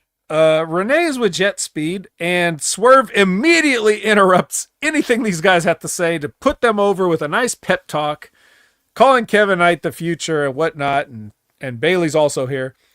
And then Hang Person interrupts the interruption to be like, I challenge you Ops for the trios titles on Collision. And I'm sure everybody at home was probably like, well, that came out of nowhere. But as we talked about at the beginning of the show, now we all know it's like, well, Hobbs is leaving, so we need to get this belt off him, and we're just going to do this real quick and shoot this angle real quick for no reason other than to get the belt off of Hobbs and move on. And Hobbs, obviously, professional, is going to do what he needs to do. We get a short little promo letting you know, not even a promo, it's just like a mention. It's like, hey, you guys know the Rascals, right? They're coming. Oh yeah, and I forgot to mention that before because we're meant to touch on that. Yeah. Well, they're here. They're huh? Is it going to move the needle like no, Tony not at all. Probably thinks? Not at all, not one bit. Not even a little. There is no needle. They can't even give us they can't even give us an actual vignette. Instead, we just get writing, like just a graphic. Well, they probably found out at the last second. Oh, okay. No, they didn't find out the last. Yeah, they just showed up there. Like apparently, they were there that night on Wednesday because obviously they did the Collision tapings probably the same night. So they did. Anyways, we'll get to that in a second. And by a second, I mean several minutes. But the main event here is Bandito versus MJF for the AEW Championship. I mean, I'm not going to lie, I wasn't really that invested in it. So I don't have much details other than, we know that Bandito's got the gimmick shoulder injury and MJF worked on that, and he actually won with the Salt of the Earth for probably the first time ever. I don't recall him ever beating anybody with that except for like if they would bring in a job guy so that he could have like a 2-minute match right before he cut a promo or something. That's the only time he's ever beat anybody with. I don't think he's ever tapped out anybody of any major significance with the Salt of the Earth in my memory. For years anyway. But at least it made sense here because the guys had pre-existing conditions for however long. So it's like. But what killed me for this match was the finish at the end with the little promo with MJF saying, you know what, putting Bandito over. Are you kidding me? Like, yeah, he hit him after that. But why? So we're going to take Bandito now as like on his level now? Like, is that what's happening now? For me, that irked me. Well, no one's on the level of the devil, but that's right. Well, that's true, Vet. But what he was trying to salvage, I got to use that word, salvage something that's so predictable that you, Vet, I knew was going to happen. MJF was going to win. He was going to still be the champion. So you're going to try to validate something. So this was I'm going to use that strong performance from Bandito because we've been saying this for the last couple of months that Tony Khan loves the work of Bandito and he sees greener pastures for Bandito in some kind of capacity. He had a good look. I mean, even when he came in, I think he had the Aztec Batman suit on before even the match started with his ring gear and stuff like that, which was a nice look nice. But again, the match is so insignificant because we all knew it was so predictable. But here's the problem with this because, again, it goes back to what he already did with Mystico. What was he trying to do with Mystico? Try to take the mask off. What did he do after this match? Try to take the mask off. And now you're going to try to build heat towards that. And then, of course, the Brodito combination, Brody King got to come out and save his little baby brother, if you will. So where are we going to go with that? Of course, Brody King, he wanted to fight Bandito for the title. He wished Bandito would be the AEW champion, but MJF is there. So Brody King has got to, he's got to target everything on MJF and get revenge for Bandito. Before you go into Collision, should MJF as a killer heel, you know what I mean? Like he's supposed to be this big heel in the company, actually put over Bandito in any way whatsoever, considering his promo that he did, hence why he attacked him after that, because he's labeled him as a threat to his world championship in the future. Yes. because because you didn't beat anybody, right? If you belittle them and say they're nobody, then you didn't beat anybody. So even a heel wants to look like they're credible, Okay. So, but he, that's the thing. The way he did it was designed for you to be like, oh, MJF doesn't normally say things like this. Right. So that he's like, then when he turns it again, you're like, oh, you motherfucker, I hate you still, like the whole idea is to manipulate the people. So I don't mind that. Putting over a babyface is not, it's not completely unheard of. People have always liked Bandito. It's he's to me, he's not like, I don't look at him as a major star, but not because of anything he's doing. It's just, just the nature of there's so many people right now that are so good, and Bandito's decent, but even before AEW, like when Ring of Honor hadn't been bought by Tony yet, they made him the champ. Ring of Honor made him the champ. Like they're already, they had their eggs in the Bandito basket. So it's not, it's not surprised. He's clearly a well-liked guy. People want to work with him.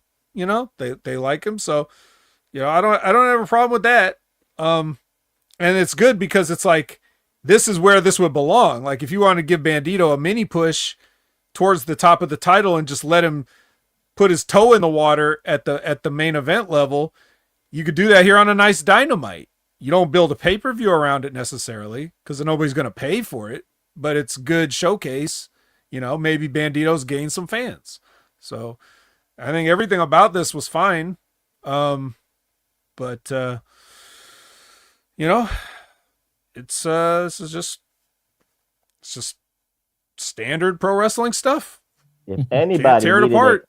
If anybody needed a bounty, it was MJF to put a bounty on Bandito and Brad McKeith cash in that bounty. That's the way you do it. Because he's a bandit, right? But these guys, these guys have already done all this, and you just forgot about it because it was buried in the middle of another TV show months ago. I forgot that.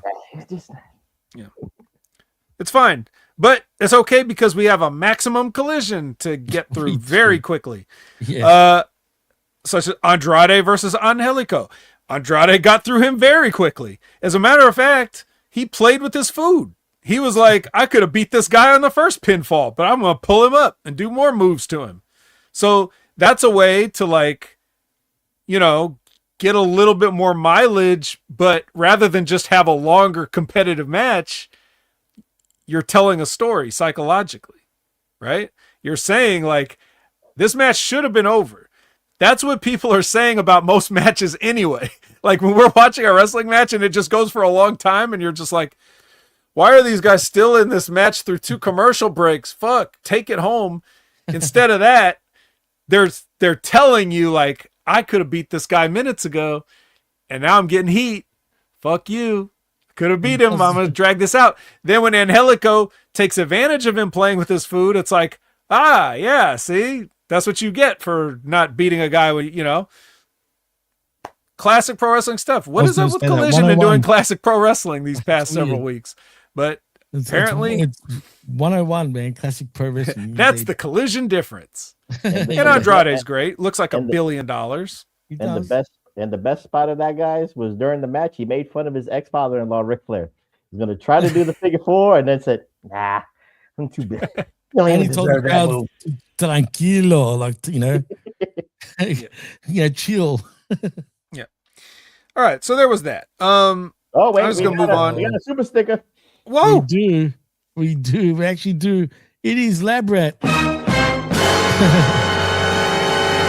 with the $5 super sticker. Thank you, bro. Very much. Hey, you guys can't see. Well, Jimmy can't see. I don't know if Professor has the YouTube comments pulled up, but it's the sticker is of a little Super Nintendo controller, but the Super Nintendo controller has his arm in a sling. Kind of like Bandito, And maybe Labrat chose that sticker for Bandito because the little Super Nintendo controller's got his arm in a sling. Hold on, why can't I see that? You just got to go to YouTube itself. How did you know that I wouldn't be able to see it? That's weird. But anyway, I always have the. Well, because Ray always asks. Oh, okay. Because he doesn't have the thing pulled up either. Anyways, Lexi meets with the Rascals, minus Trey Miguel, of course. Now, I forget because I heard the news story, but is Trey coming? And he just wasn't there? Yes. No, he's coming. Oh, because we should. No, there is something. Because what Beth's saying, because Trey, he deleted his tweets acknowledging going to AEW. But they signed all 4 of them, though. I'm sure of it. Oh, Trey is the question mark, Jimmy. He deleted any acknowledgement of AEW. So I think Tony might have just signed those 3. Oh, that sucks for him. Oof. I don't know. Again, this could be a elaborate work, guys. I'm just going with what I saw on Twitter. So just take it with a grain of salt. And also, Trey's the guy that didn't go to NXT. If you remember that. True too. That's true. Now, Myron Reed is the honorary Rascal. He's not part of the Rascals originally. So, they also, speaking of Myron Reed, they also signed Jordan Oliver and some other indie guy that and MJF did some show and announced that those guys were signed. So they also signed who was it again? The cheek man has been on the last couple of weeks. Zeta Steel. That's the one. There you go. They signed her as well. They signed in. We get a quick little refresher package just to catch everybody up for the grizzled young veterans. Grizzled, Jimmy. Grizzled. The grizzled young crappos. I mean, I don't know why they're all over Collision every week, but god damn it, I hate awesome them. Classic pro wrestlers. And they're taking on Kingston Ortiz, of course, the Froless Ortiz. I'm going to say, whatever about this match, right, is fine. Classic pro wrestling, whatever you want to say. First time I've ever seen, you know how these referees lately, not counting too fast, all these these screw ups that these referees these days have been making, right? And NXT, AEW, they just don't know how to count anymore. They're blowing it. Guys, in all of my life of watching wrestling of 40 plus years, I've never seen a referee fuck up the 3 arm raise spot when somebody's in a sleeper before. They had James Drake had Eddie Kingston in this weird clutch thing with the leg or whatever it's called. So whatever British bullshit that's called. Had him in this hold. Eddie Kingston did the 1, 2, not down. And then it's down. The referee, again, right. Yes, it was like that was supposed to get broken up or something. I don't know what was going on, but then he just did it again. He's like, lift him up 1. It goes down once. It goes down twice again, and it goes down again. Yeah, it didn't go all the way down the 3rd time, the 2nd time either. But they finally figured out, okay, yeah, we got to do that. I've never seen anybody blow that. I mean, was that an Ortiz mess up? Was Ortiz supposed to save Eddie Kingston from I can't remember now because I don't remember what happened after that. I guess Ortiz may have missed a spot. I guess it looked like that because it felt like the referee was doing this for 6 times, Jimmy. That's what it was like. 1. It was 6 times, literally. 6. It was like, wait, what are we doing here? Oh wait, it was twice, but 6 times with the arm drop. See, what had happened was the arm, the hand was up on the air. The arm wasn't flat on the floor. So by the professor's rules, it's Article 4, Section Z, that if the hand is not totally on the floor, it's an NWA rule. It goes back to George Hackenschmidt. It's still. If you show life, you have to start all over from 1. Mm-hmm. Yeah, right. I get it. Exactly. No, I get it. Exactly. I get it. It was just a little bit awkward to see for the first time in my life, so I'm processing it. But in any case, obviously, Ortiz. This is kind of funny.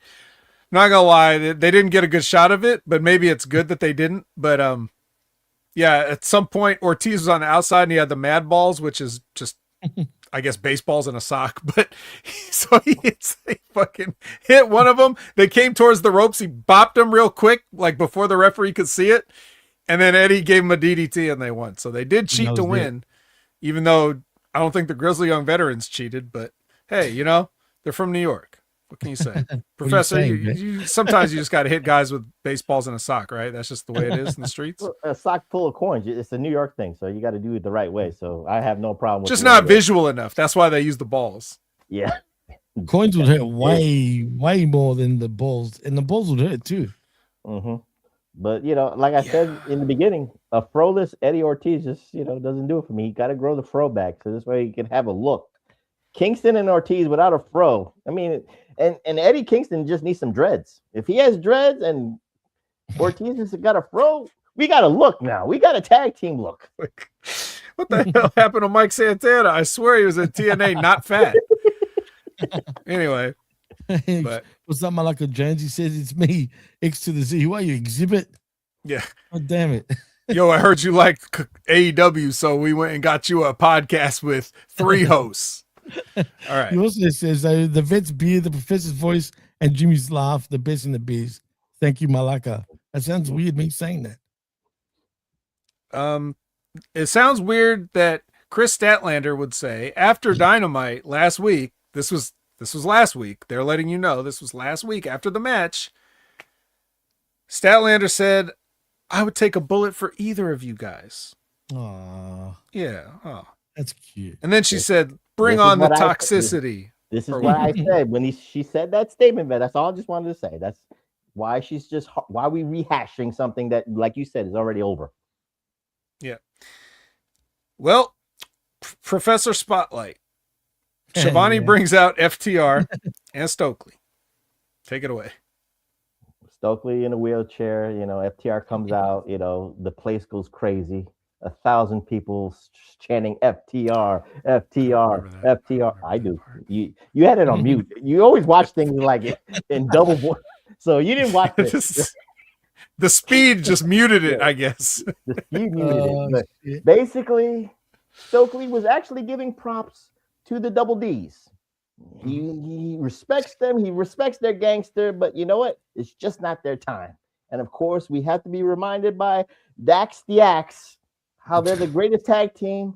They're the anchors of AEW, and it's just not your time, boys. It's not the Double D's time. So whenever that time comes, you'll lose to the best tag team in wrestling because SI says so and ESPN says so. Because Dax is going to remind you that both of those publications has made them the tag team of the year. Well, it's not just them saying it. Sports Illustrated says it. And yeah. Yeah. Well, J12 says, I heard Dax the Ass Softwood deleted his Twitter. What's up with that? Oh, no. True? Did he? Yeah, I got to check that out quickly, man. I don't know if he deleted it. I think he might have like suspended it. Suspended it for himself. Like he just does not want to get those comments.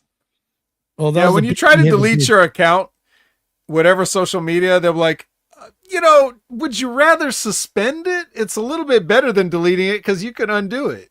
Yeah. They always want to talk you into staying. It's like when you try to leave your service providers or whatever, they're like, I'm taking my talents to, you know, I don't know, T-Mobile or whatever. They're like, oh, no, wait a minute. All right. It's not coming up for me. I think it is gone. Hey, what, do you doubt the professor? No.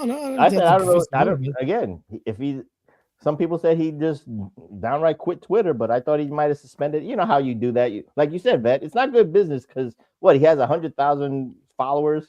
You got to build that up. It's still a brand. Why are you going to delete it? And then if you're going to come back again, and then, you know, got to build up your brand again.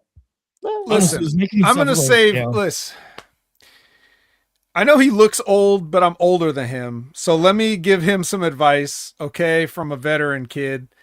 When people are hurting your feelings so bad on social media, you don't have to suspend your account. What you do is you go in your Twitter, okay? Go in the little X thing. There's a notifications icon, this little bell in the bottom, okay? Hit the bell. That's your notifications, okay? You probably have 600,000 of them of people telling you how bad you suck, right? No, that's too many people. Nobody knows who you are. So then you hit the bell.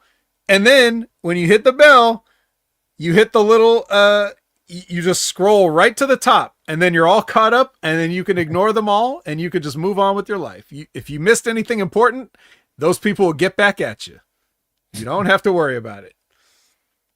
All those hate comments and stuff, you could just blow right by them. You don't have to suspend your account.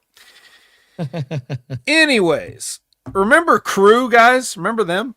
Yeah. Well, they're back with one important difference. Lacey Lane, one half of the greatest women's tag team of all time, the K-Sounds. K-Sounds.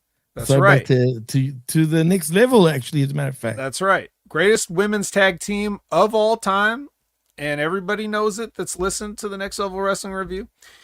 But she's here with Crew, and they are not one of the tag teams. They're one of the tag teams of all time. They're not one of the greatest tag teams of all time. But in fairness, they're just getting started. And I don't even think they had their Koopa jackets on here, did they? Oh, no, they didn't. Oh, yeah. Well, one was wearing a t-shirt. The other one was wearing a jacket. Yeah, I can't be bothered then. If they're not going to wear the jackets, I don't want to hear it. Next match is Zeta Steele, you said recently signed, and she gets a little mini vignette like, "Hi, I'm Zeta Steele." And then they go into the match against Marina Shafir. You know what happens here. It's time to suck some titties. Milk. Yeah. Suck these titties, bitch. Suck these titties, bitch. Yep. I will say this, Jimmy and Vet. Marina Shafir has improved leaps and bounds for the professor to like her. I think she has too, absolutely. And if she does not get that perspective here. Yep. If she does not get that TBS title, there's an injustice. I'm not saying she should be the world champion. That's a little bit too high. I'm setting the bar a little bit lower, Vet. So, the TBS title would be perfect, especially for the Death Riders and what they're going to do for that. But she's improved, and the professor's liking her, Vet. So I think that TBS belt is right there. If she doesn't get that, is a travesty. It's an injustice for her. All that stuff that she does, all that engagement that she gets from the fans, even though she flips them off all the time, they love to be flipped off. And like you said, we love some titties. We love some mother's milk. I love that move. Utilize it. Capitalize it.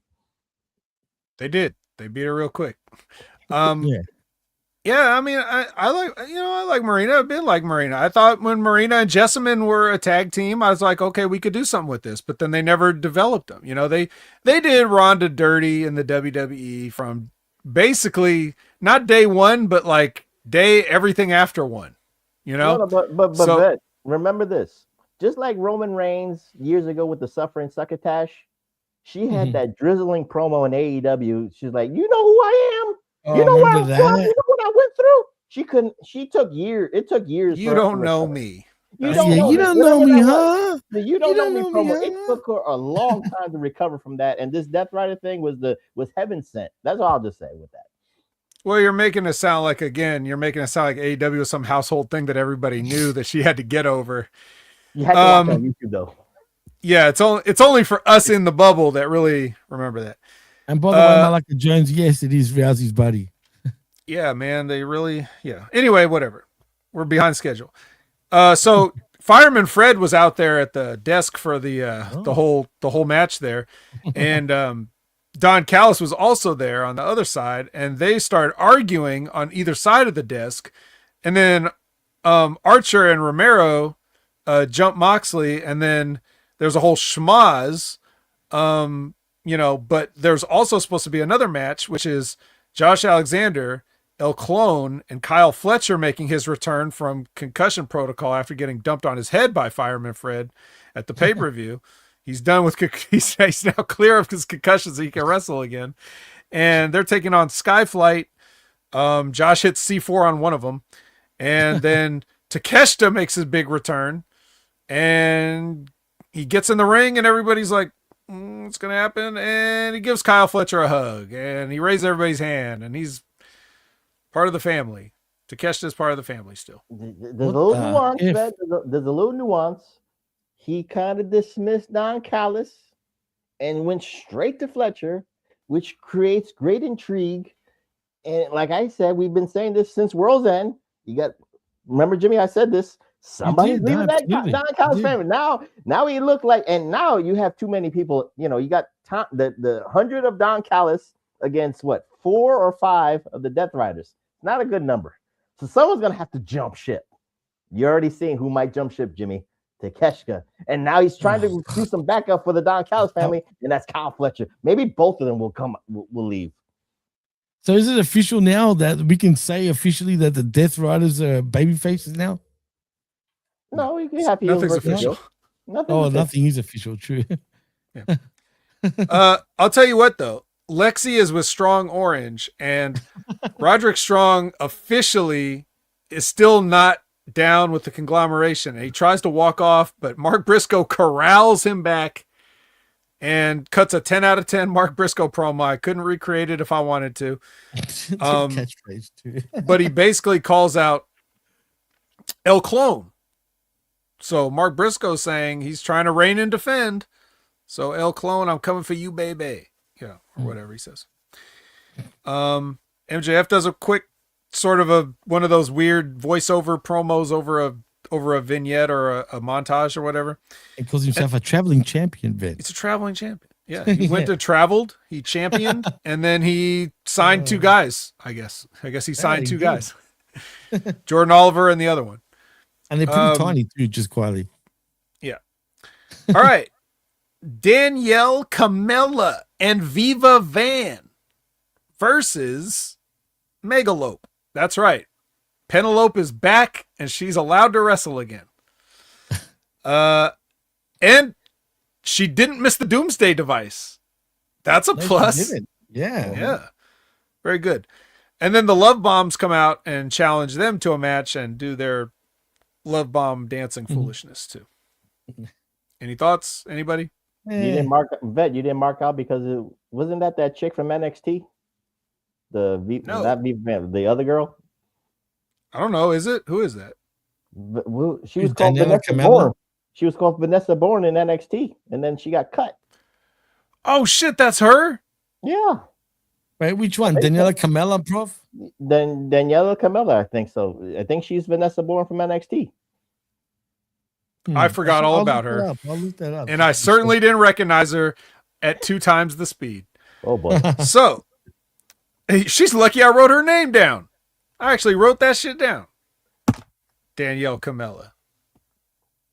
But yeah, pretty lady, not much of a wrestler. You're right, by the way, Professor. It is Vanessa Bourne. Yeah.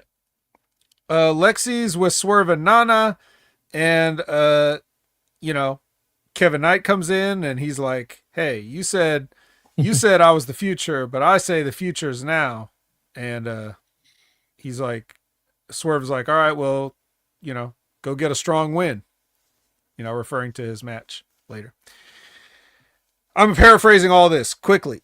Ricochet joins the desk for Jungle Jack versus Anthony Bowens. No longer carrying framed copies of Gay Times or anything else. Yeah. This match, if you were to look at this match happening from an outside perspective, you didn't know anything about these guys. No. This would look like Anthony Bowens was fighting his post-workout banana. If he was making a post-workout protein shake, right? And he's going to take a banana and he's going to put it in the blender.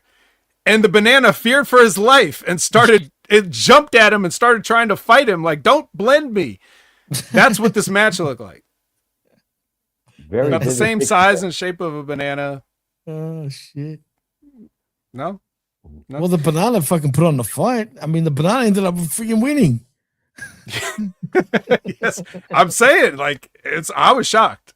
You said that's a strong banana, Jimmy? A strong banana. Banana. Exactly.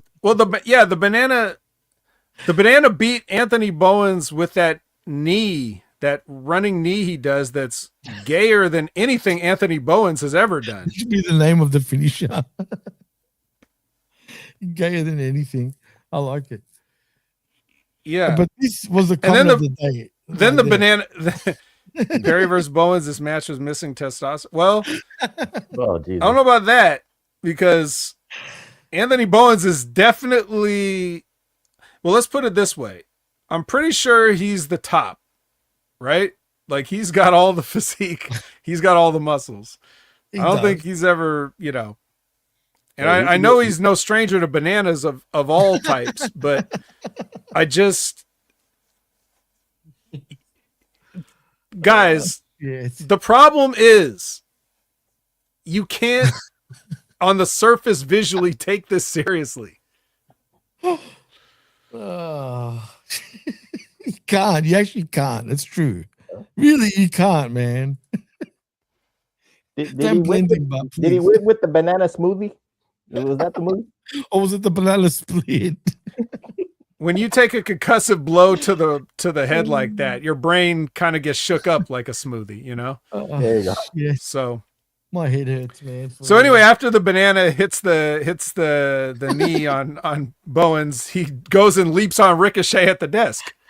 Oh, then Ricochet has to fight the banana. That's his new name from now on. Yeah. Oh shit! I may have started something here. You have hashtag Captain Jack Banana. I mean, bananas are found in jungles also, so it's not like completely out of the.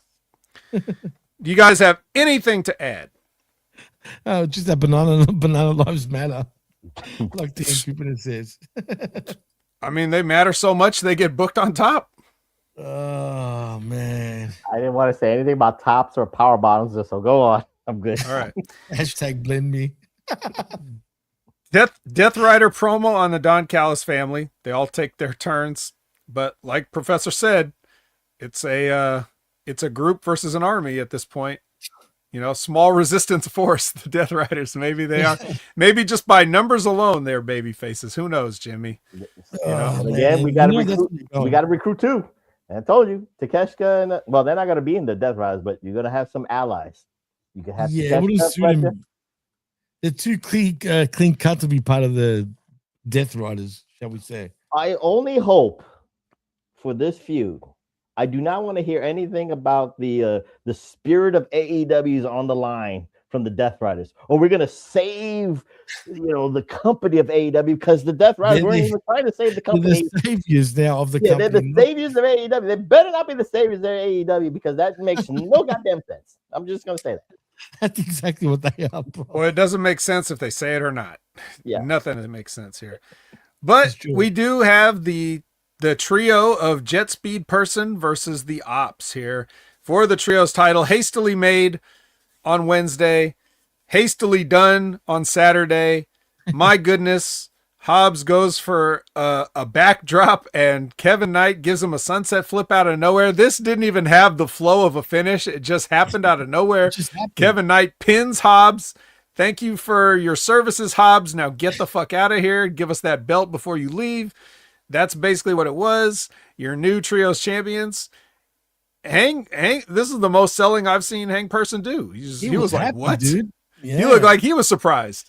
Yeah. Like no one told him Hobbs was leaving. Like, what? Kevin Knight, you won with a sunset flip. He was too happy for my liking, to be honest. Now, and really, it's such a stupid tag team combination, but yeah. But besides the match, what happened on Twitter was actually more intriguing, guys. So I'll just say this because I think a lot of people were on their phones, Jimmy, and they were on the Fightful tweets and stuff like that because news of Hobbs leaving AEW broke. I don't know if it was during this match or they got the gist of it during the tapings. But once they heard this, once this match started, there was another tweet. I don't forget who shared this, but they were once they heard that Hobbs was leaving. Once this match happened, guys, they all left the building. Hundreds of fans were leaving the building during this match starting. That's all I'm just gonna say. I'm not saying if it was true or not, but you see those tweets, you see a lot of misinformation, guys. So I'm not trying to say I co-sign it, but it's just very funny that if they heard this tweet that Hobbs was leaving, they left when this match was going on. It's kind of funny to me. Also, I don't know if there was hundreds of fans to leave, but yeah, the thing. They're the only fan base too, the Seekers I'm talking about, that absolutely turn on the wrestlers, absolutely leave their company. You know, shouldn't it be all right if you like someone? Shouldn't you follow them? You know what I mean, to the other company, and hopefully they do well. Not these guys, not these fan base. Yeah, well, I don't know if they were Hobbs fans to begin with, but well, that's true. What I do want to say is, I don't keep up as much on the social media, so normally things find their way to me rather than the other way around. But one thing I don't recall with all these things out there, like people talking about Chris Jericho, is he going to show up in WWE? Maybe, I don't know. You know, like all this bullshit of these people just saying shit like, well, this could happen or it could not. One thing I didn't hear about any of this, it's like I was blindsided by, it's like, oh yeah, Hobbs is done with AEW and he's going to WWE. What? Overnight. Same thing with the Rascals. Like, yep, Rascals ain't re-signing with TNA. Where was everybody telling us this weeks in advance? I didn't see anybody saying this. Did you guys? No. No, it was really out of nowhere, for real. So you know, that's what I'm saying. To go back full circle to the beginning of this show, what we were talking about with these dirt sheets and paying $15 a month and shit. What are you paying for? They didn't hint that any of this shit was happening. They found out after you. They're telling you it's already happened, right? They're the ones who's supposed to tell you, hey, I heard Hobbs is getting ready to leave AEW this week. Hey, I heard that the Rascals are done with TNA and they'll be showing up in AEW. There was nothing. Ain't nobody saying that. Right. So I'm just, you know, any of these signings, right? We're just talking, even though they're minor, like you could be considered minor, like the Zeta Steels or the, you know, Vanessa Bournes or, you know, whoever else is just showing up here, there, whatever. Like, oh yeah, look who signed.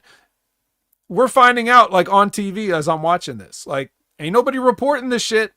They want to report on the podcast sound bites, but they don't want to talk about real. You ain't got no sources, or your sources ain't giving you nothing. Nothing. And I think it's getting like that now in all the way around pro wrestling. I think the dirt sheet should be worried now about information. They're starting to close the door a lot on big information getting out, which is a good thing. It is, but it's like the dirt sheets aren't going away. We still got to deal with them, even though they're providing us nothing. This kind of thing, like finding out Hobbs is going to WWE.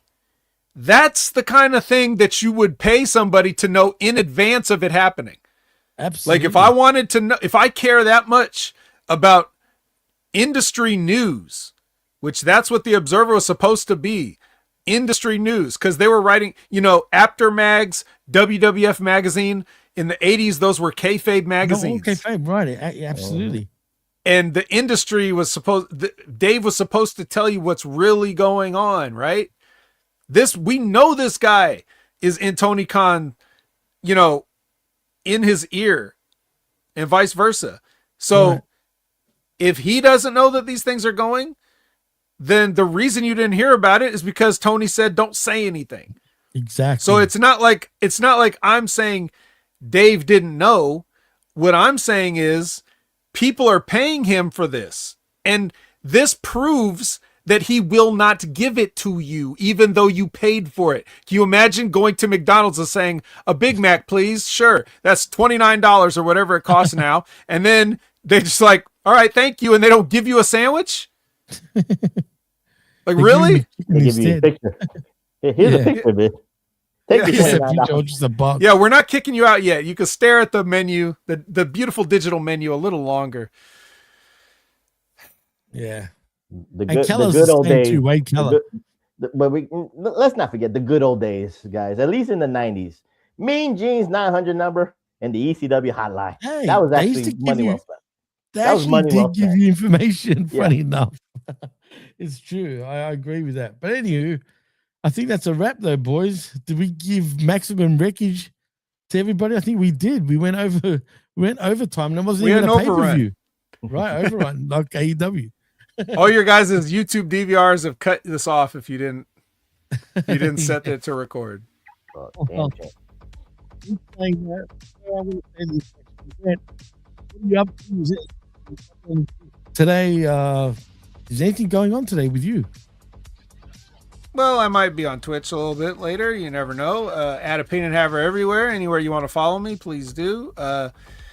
And if you know of anybody that's leaving any wrestling companies, you can tweet me at Opinion Haver or Instagram me at Opinion Haver or any of the other platforms of your choice at Opinion Haver and let me know. And you definitely want to check out the Impact Attack. So you could hear the scathing review. I've already got an entire episode's I've got an entire episode's worth of material just on the part that I watched. I don't even need to watch the rest, but I can do a whole show just on the AJ Styles and the Open. But besides that, I will be reviewing the rest of the AMC debut with Brandon at 6:30 p.m. Pacific, 9:30 p.m. Eastern, right here on YouTube. And then you're going to want to check out myself and Ray Hernandez on the Next Level Wrestling Review at 8 a.m. Pacific, 11 a.m. Eastern, every Wednesday, where we will talk about NXT and we will compare and contrast like how this quote-unquote partnership is going with TNA and who's getting what out of what. Meantime, check out Wrestling with Ray Rogers every Friday. Noon Eastern, 9 a.m. Pacific. Timmy Baltimore guest hosting this past week. Before that, nice interview with Eric Watts. If you guys haven't gotten a chance to check that out, you're going to want to go back and listen to that as well. All free, not $14.99 a month. Free. You just go watch it on YouTube. So please go like and subscribe and leave comments over there. And check out Stevie Richards' show. I'm sure he and James would be happy to have you. Doing wonderful work. Roddy Piper Part 2 this week. Covering the career of Roddy Piper and all the interesting things there, as long as other topical stuff of the day.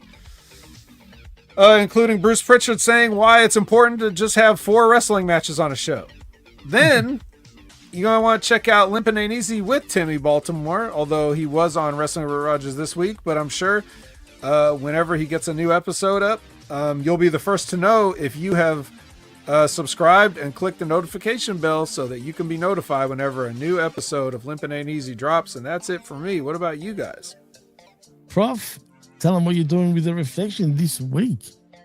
Well, we just dropped an episode and go on my YouTube channel at Pro Wrestling Reflection, where we did a pro wrestling spotlight, greatest heel turns back at Royal Rumble 94, where Owen Hart betrays Big Brother Bret Hart. So we're going to be talking about that. So, follow me on the Twitter at PWSOPRF, that's PWSOProf, or just follow and subscribe to the YouTube channel at Pro Wrestling Reflection with myself and the Tommy Wonder. And it's free. It is free. That's right. Nicely put. As far as I go, check out I Like It Raw every Tuesday mornings, 10 a.m. Eastern, where me and Big Ray Hernandez talk everything Monday Night Raw.